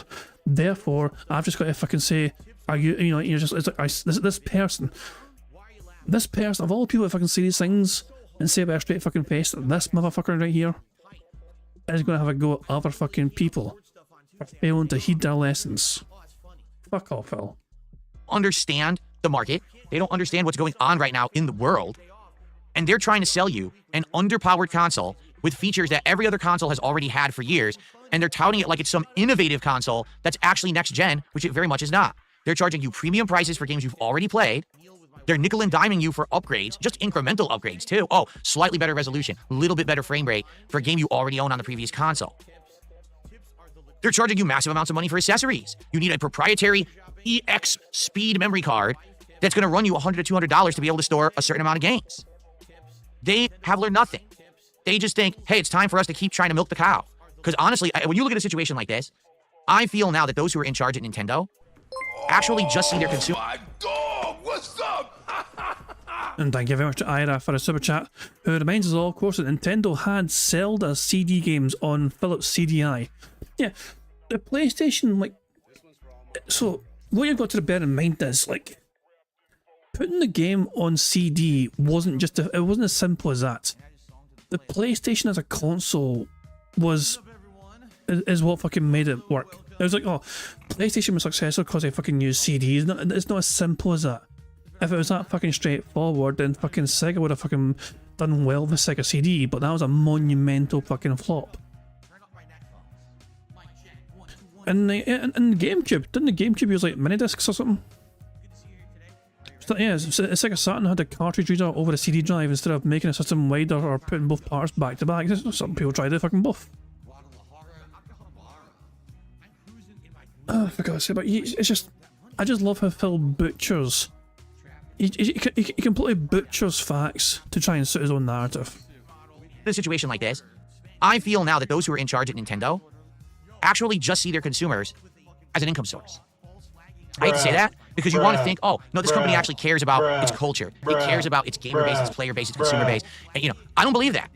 Not anymore. When I look at this as $30 Amiibos, $80 for a game that's 4 or 5 years old and you already played, that doesn't scream to me, oh, we care. That screams to me, we don't care and all we want is more income and we don't give a shit about your feelings, about your budget, about the situation in the world right now. All we care about is pumping profits out while we can get them. And that way, if we make tons of money on the launch of Switch 2, who cares if then there's like a big slope down for a while? At least we made our money now and we pocketed it, so we're good. And then maybe there'll be another slump like we had with the Wii U, but it's fine because we know our consumers are stupid. We know our customer base is dumb and a cult, and they're going to buy anything anyway. So if, hey, they won't buy games, we'll just sell more $30 Amiibos for 4 years, and then we'll come back with another console that people will buy again. It's a pretty bad circle, in my opinion. So, I don't know. You know, I'm 2 days into this thing, and I'm trying to think of it positively. And to be honest, I'm excited for Mario Kart Tour, World Tour. It looks great. I'm excited for Donkey Kong Bonanza. It looks really good. I'm excited for Metroid Prime 4. But outside of that, 3 things that we've seen, I'm literally excited for nothing else. I don't want to play third-party titles on the Switch 2. I don't see the point. I don't want to buy Street Fighter 6 and play it on Switch 2. I can already play it on PC at the best graphics possible with no input delay with my insanely high-end Rolls Royce of joysticks. Why do I want to play this on the Switch 2, likely with input delay, likely with lag, on an inferior controller? Why would I want to do that? I'm not stupid. Well, you've already bought the fucking same game 3 times for $100 each time. So I guess they just kind of thought you were going to do it again. I don't get it. I'm lost. What's the value proposition of the Switch 2? With the Switch, it was the first truly hybrid portable home console, okay? I get that value proposition. With the Wii, it was the first time ever full motion controls be a part of the action. Okay, I get it. That makes sense to me. What's the value proposition of the Switch 2? Better graphics? We have those. Better graphics for just Nintendo properties? Is that worth $900? Because that's what you're going to pay. $450 for the console. You got to get a Pro controller because you know the Joy-Cons aren't going to be very good. You got to get an expansion memory card that's $100 to $200, and each game's $80 to $90.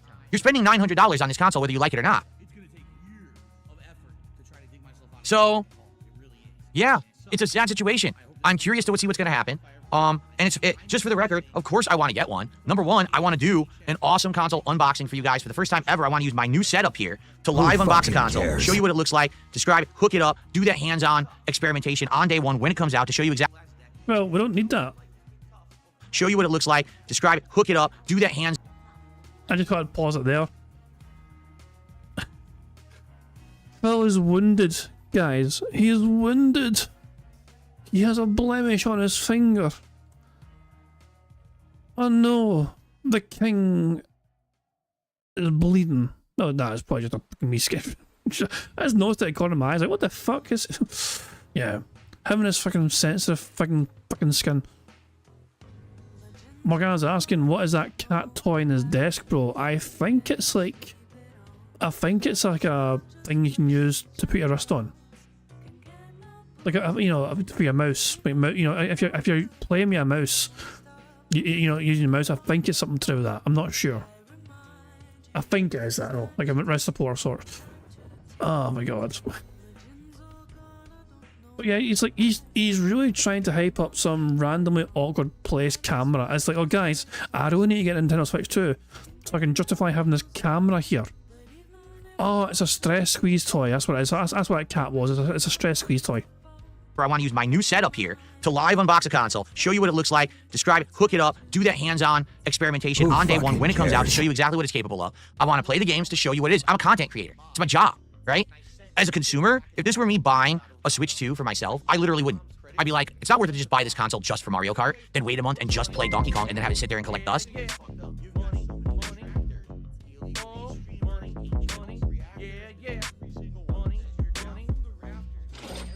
Meth Bear tipped £5.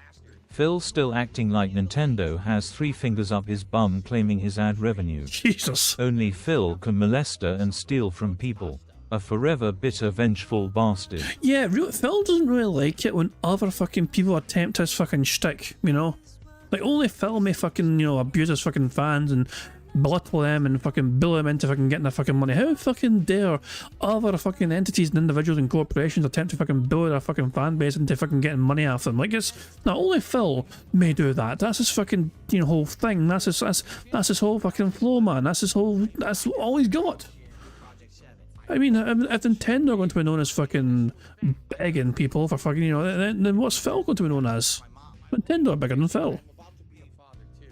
I know, it's just weird that Phil calls these things out with a straight face.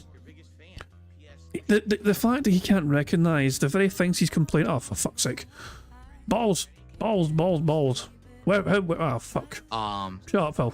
Wait, is he still live? No, for fuck's sake. How far was I behind?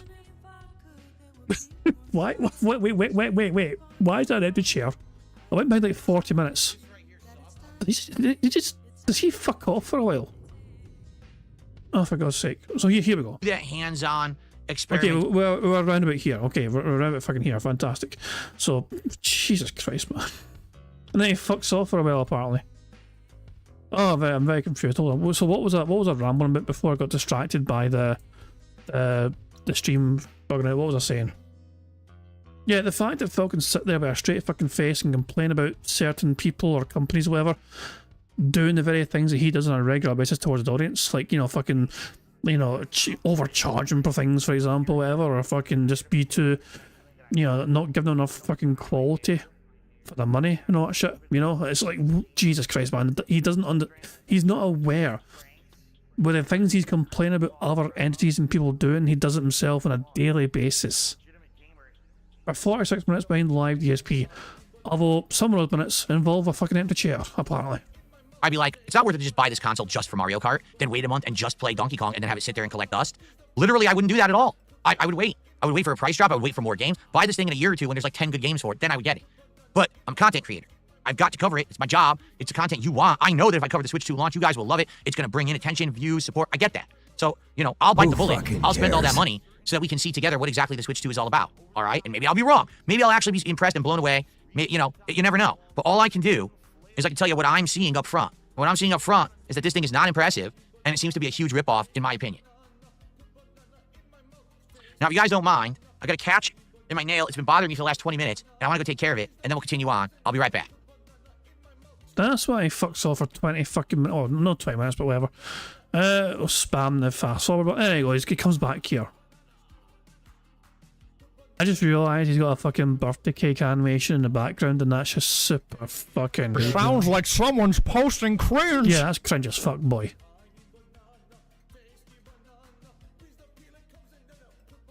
It looks like my frame malfunction. Look, see this happens sometimes? I don't know what happens. The white balance gets like screwed up, and the brightness. I don't know what causes it. And I gotta fix it, because if I don't, it's gonna look like super duper blue, and it's gonna kill your eyes. It happens every once in a while, but I still don't know what causes it.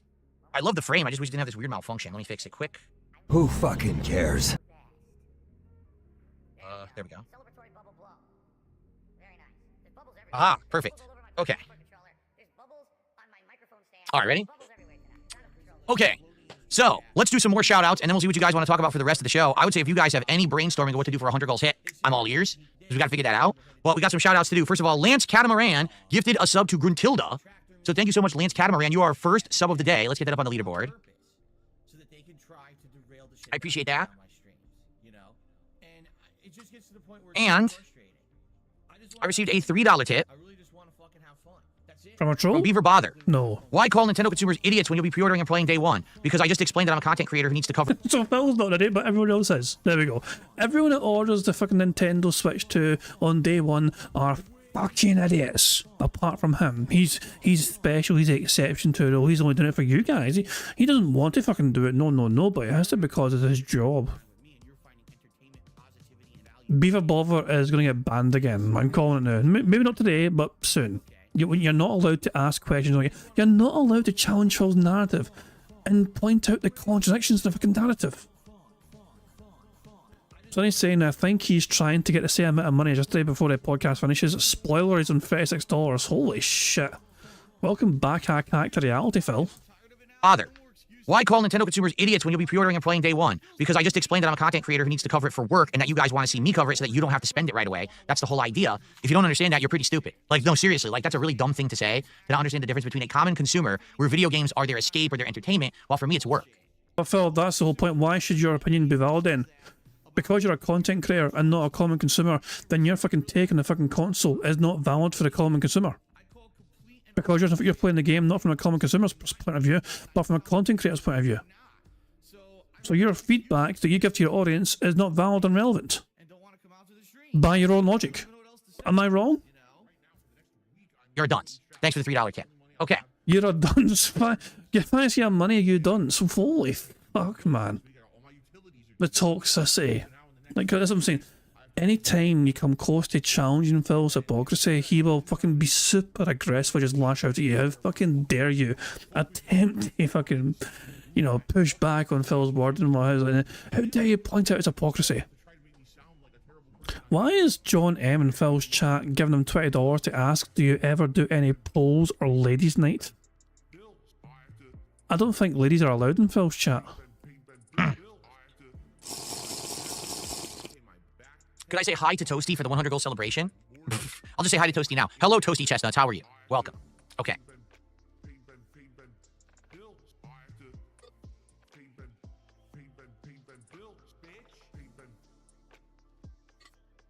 The podcast is officially finished, but we are still behind Phil by 46 minutes, so at time, you know, catch up.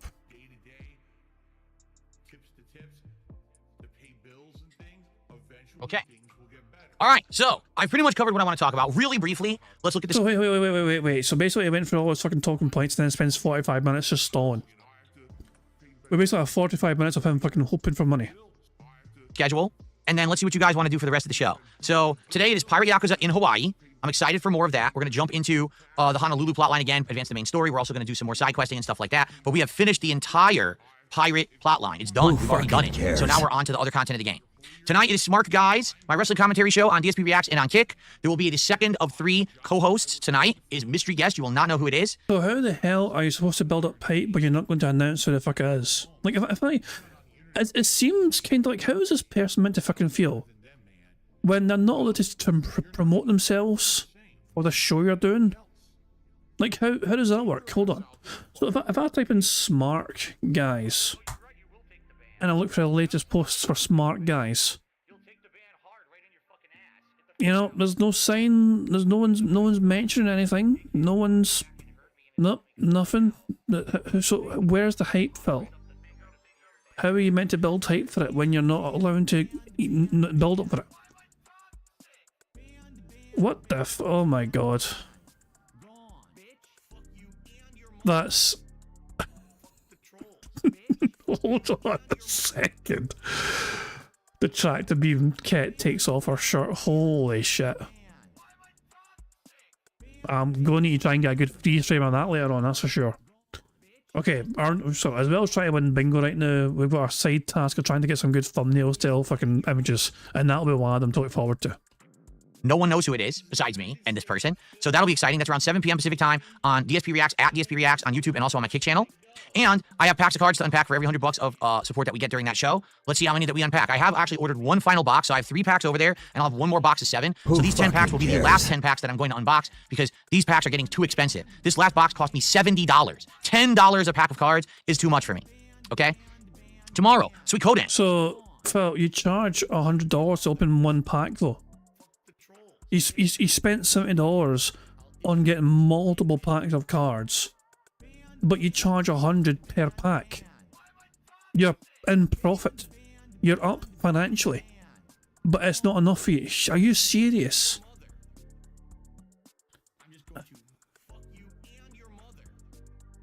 I just... The greed is overwhelming. It really is. Like, how can one person be this greedy? Greed really does consume people, doesn't it? It really fucking does consume people. Jesus Christ, man. I just don't understand how he can't fucking... He's saying that with a straight fucking face with all sincerity. Listen to this shit. Packs will be the last 10 packs that I'm going to unbox because these packs are getting too expensive. This last box cost me $70. $10 a pack of cards is too much for me. And he charges 100 to open each pack. It's just, why is it? So $10 per pack, it's too expensive for Phil, but he doesn't think it's too expensive to charge his audience $100 to open them.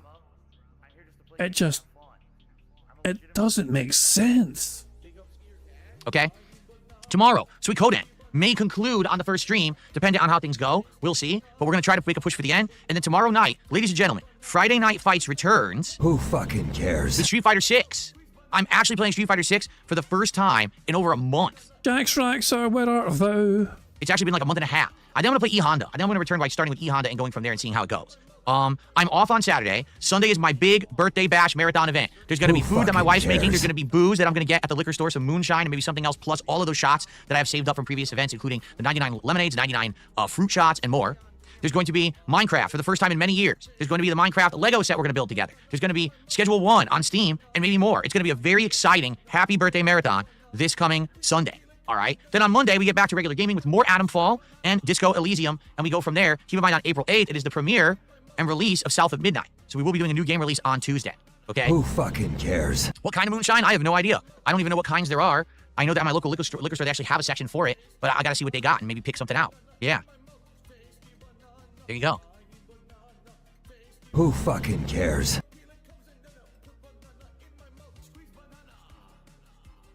I received a $6 tip. So this person has become the new top tipper from the hottest woman in college. The best thing to do is not buy the Switch 2. Let Nintendo gaming systems falter, which would then cause Nintendo to end its closed ecosystem and become like Sega. And voila, their stuff will be on all platforms with added bonus of no more overpricing of Nintendo games. Yeah, except I hate to say it, what you're saying is business 101. What you're saying is actually correct. Nintendo needs to be taught a lesson, that they're not better than everyone else, that they're not protected from the market, that they need to innovate, that they need to have value for the customer. So, yeah, you aren't going to buy one after all then. You're going to fucking stand... So, you're going to go with your principles, Phil, and refuse to buy a Nintendo Switch 2, because why should you? Boom. Member bomb? My biggest fans are idiots. Thank you, Sonny, for gifting 10 members. That is 2 free spaces we got for the bingo board on top of everything else we got. So, good stuff indeed. I want Phil to finish... I want to have Phil finish his point first, and then I'll read it all the members. 2 seconds. So, I want Phil to finish his point there. Better than everyone else, that they're not protected from the market, that they need to innovate, that they need to have value for the customer. Right now, they don't believe that. They think that they're better than everyone else and therefore they can kind of do whatever they want. It's really not true. But they're protected by this very bizarre group of consumers that literally consume everything Nintendo makes. It doesn't, I mean, think of it this way. In the middle of the life cycle of the Switch 1, everyone said they wanted a Switch Pro, that they wanted better graphics, more storage, a fixed Joy-Con. There was a laundry list of things the consumer wanted. Nintendo responded by making the Switch OLED, which literally did none of those things. It didn't give better graphics, it didn't fix the Joy-Cons. The only thing it did was slightly improve the screen and the speakers and the stand. 3 things no one asked for. Those same people who complained and screamed we want Switch Pro went and bought the Switch OLED anyway. In droves. It sold tons. So Nintendo made out. It didn't make any sense at all.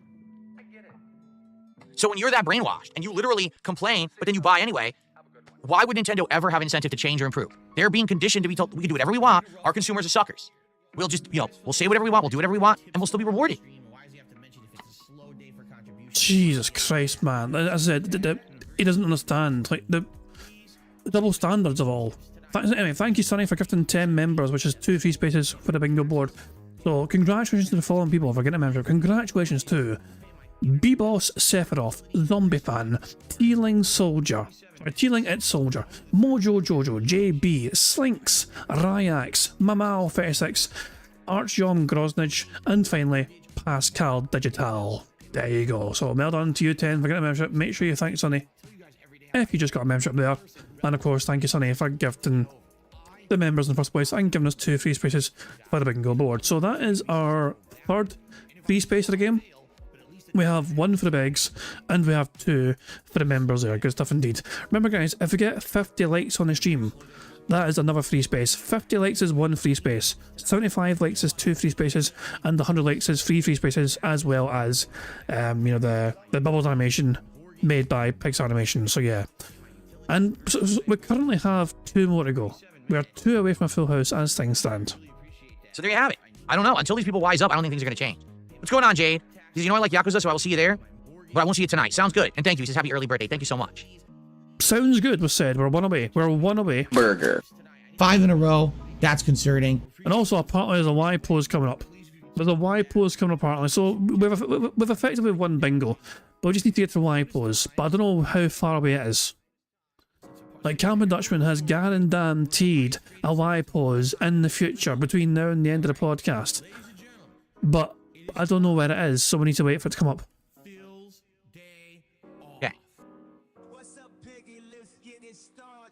Someone tipped $2 and is blabbing about something that I don't even understand, so thanks for $2. Okay. All right. You can bet a minute. We might win even before the Y pose. It might say detractor trolls. It might be all clown mode. It might say unique. So we're 1 away from a full house. We're very damn close. We're going to get it, it looks like. But what will happen first? Will it be the Y pose? Will it be clown mode? Will it be him saying unique? Or him saying troll detractors? What one will happen first of all those 4? Nico says, actually, the Switch OLED is currently more expensive than a PS5 Slim or an Xbox Series S. Insane. For what value added? The screen slightly better? What's up, Game Boy? How are you today? Welcome. So, guys, the good news is, after the insanely long stream that we did yesterday, insanely long podcast, okay, today we got through all the topics I wanted to cover relatively early. So now we can relax for the next half hour. Please tag me in the chat. Let's have some conversation back and forth. Any contributions come in, I'll shout you out. Obviously, let's hit the goal today. Let's get to 94 goals hit. Let's keep that positive momentum going. Thank you all for the insane support yesterday. Let's hit another goal on this stream today. All right. Zylvania says, I find it crazy Nintendo is regressing. Why did they release an OLED version for Switch 1 only to go back to an... I mean, was that a T-pose? I mean, it was, but they hold it long enough. Let's have some conversation back and forth. Any contributions come in, I'll shout you out. Obviously, let's hit the goal today. Let's get to 94 goals hit. Let's keep that positive momentum going. Thank you all for the insane support yesterday. Let's hit another goal on the stream today. That's a T-pose. He held that sumbitch. He held that sumbitch a long fucking time. Yeah, you're right. You're right. That is absolutely a T-pose. Burger. And that's a full house. 5 in a row. That's concerning. There we go. Burger. Burger. Burger. Full house. Oh boy. How exciting. Anyway. We got a full house of bingo card. Fantastic stuff indeed. There we go. Thank you very much, guys, for helping keep me writing the card and all that jazz. We got the full house there. And we add $10 more to that bingo prize fund. Now, let's go to live DSP, shall we? And see how much of a slower day it is compared to yesterday. Let's mute that some bitch, because also he's not there right now. He's fucking playing his clips. But I kind of want to see. So his top tip was 14 buckaroos. The King's Tax, here we go. The King's Tax, he's on $70. He's on 70 buckaroos, guys. And his chat has slowed down to a crawl. Look at this shit, 904 people.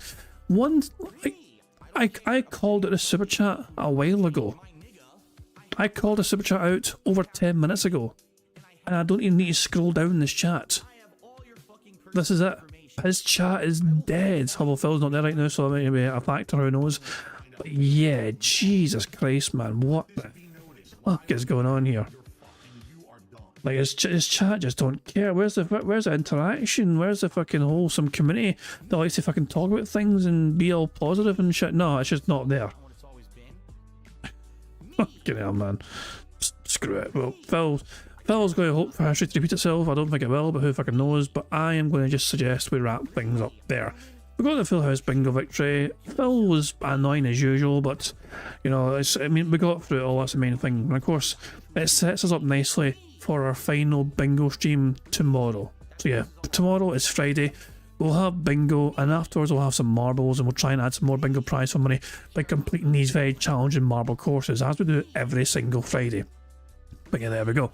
good stuff indeed, guys. I do hope you all enjoyed the bingo from today, and thank you very much, as I said, for being here. Thank you very much for keeping writing the cards. Thank you very much just for being here in general.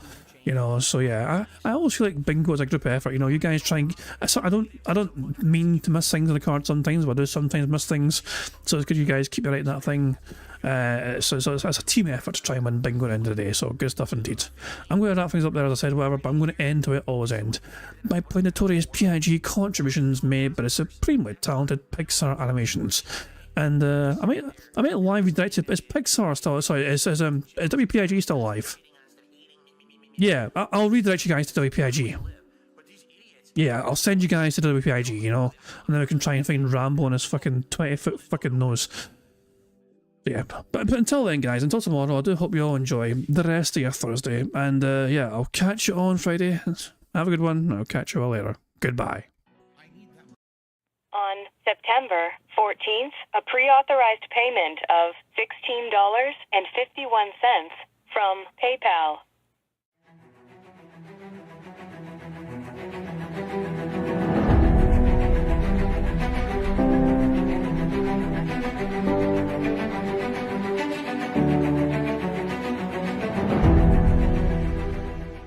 All right, Luna Mills has tipped me $1.30.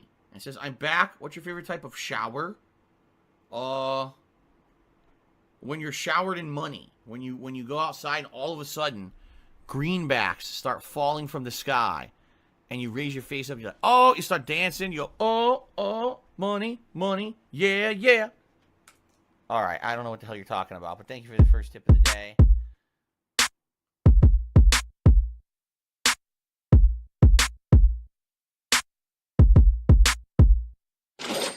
Money, money, yeah, yeah. Money, money, oh, money, money, yeah, yeah. Money, money, money, money, yeah, yeah. Money, money, oh, money, money, yeah, yeah. These contributions are mandatory. Money, money, yeah, yeah. Money, money, oh, money, money, yeah, yeah. Money, money, money, money, yeah, yeah. Money, money, oh, money, money, yeah, yeah. These contributions are mandatory.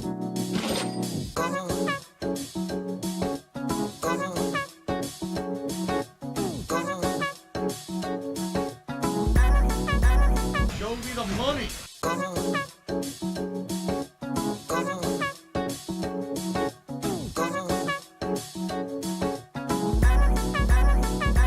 Free. Money, money, yeah, yeah. Money, money, oh, money, money, yeah, yeah. Money, money, money, money, yeah, yeah. Money, money, oh, money, money, yeah, yeah. These contributions are mandatory. And it's gone, just gone like that.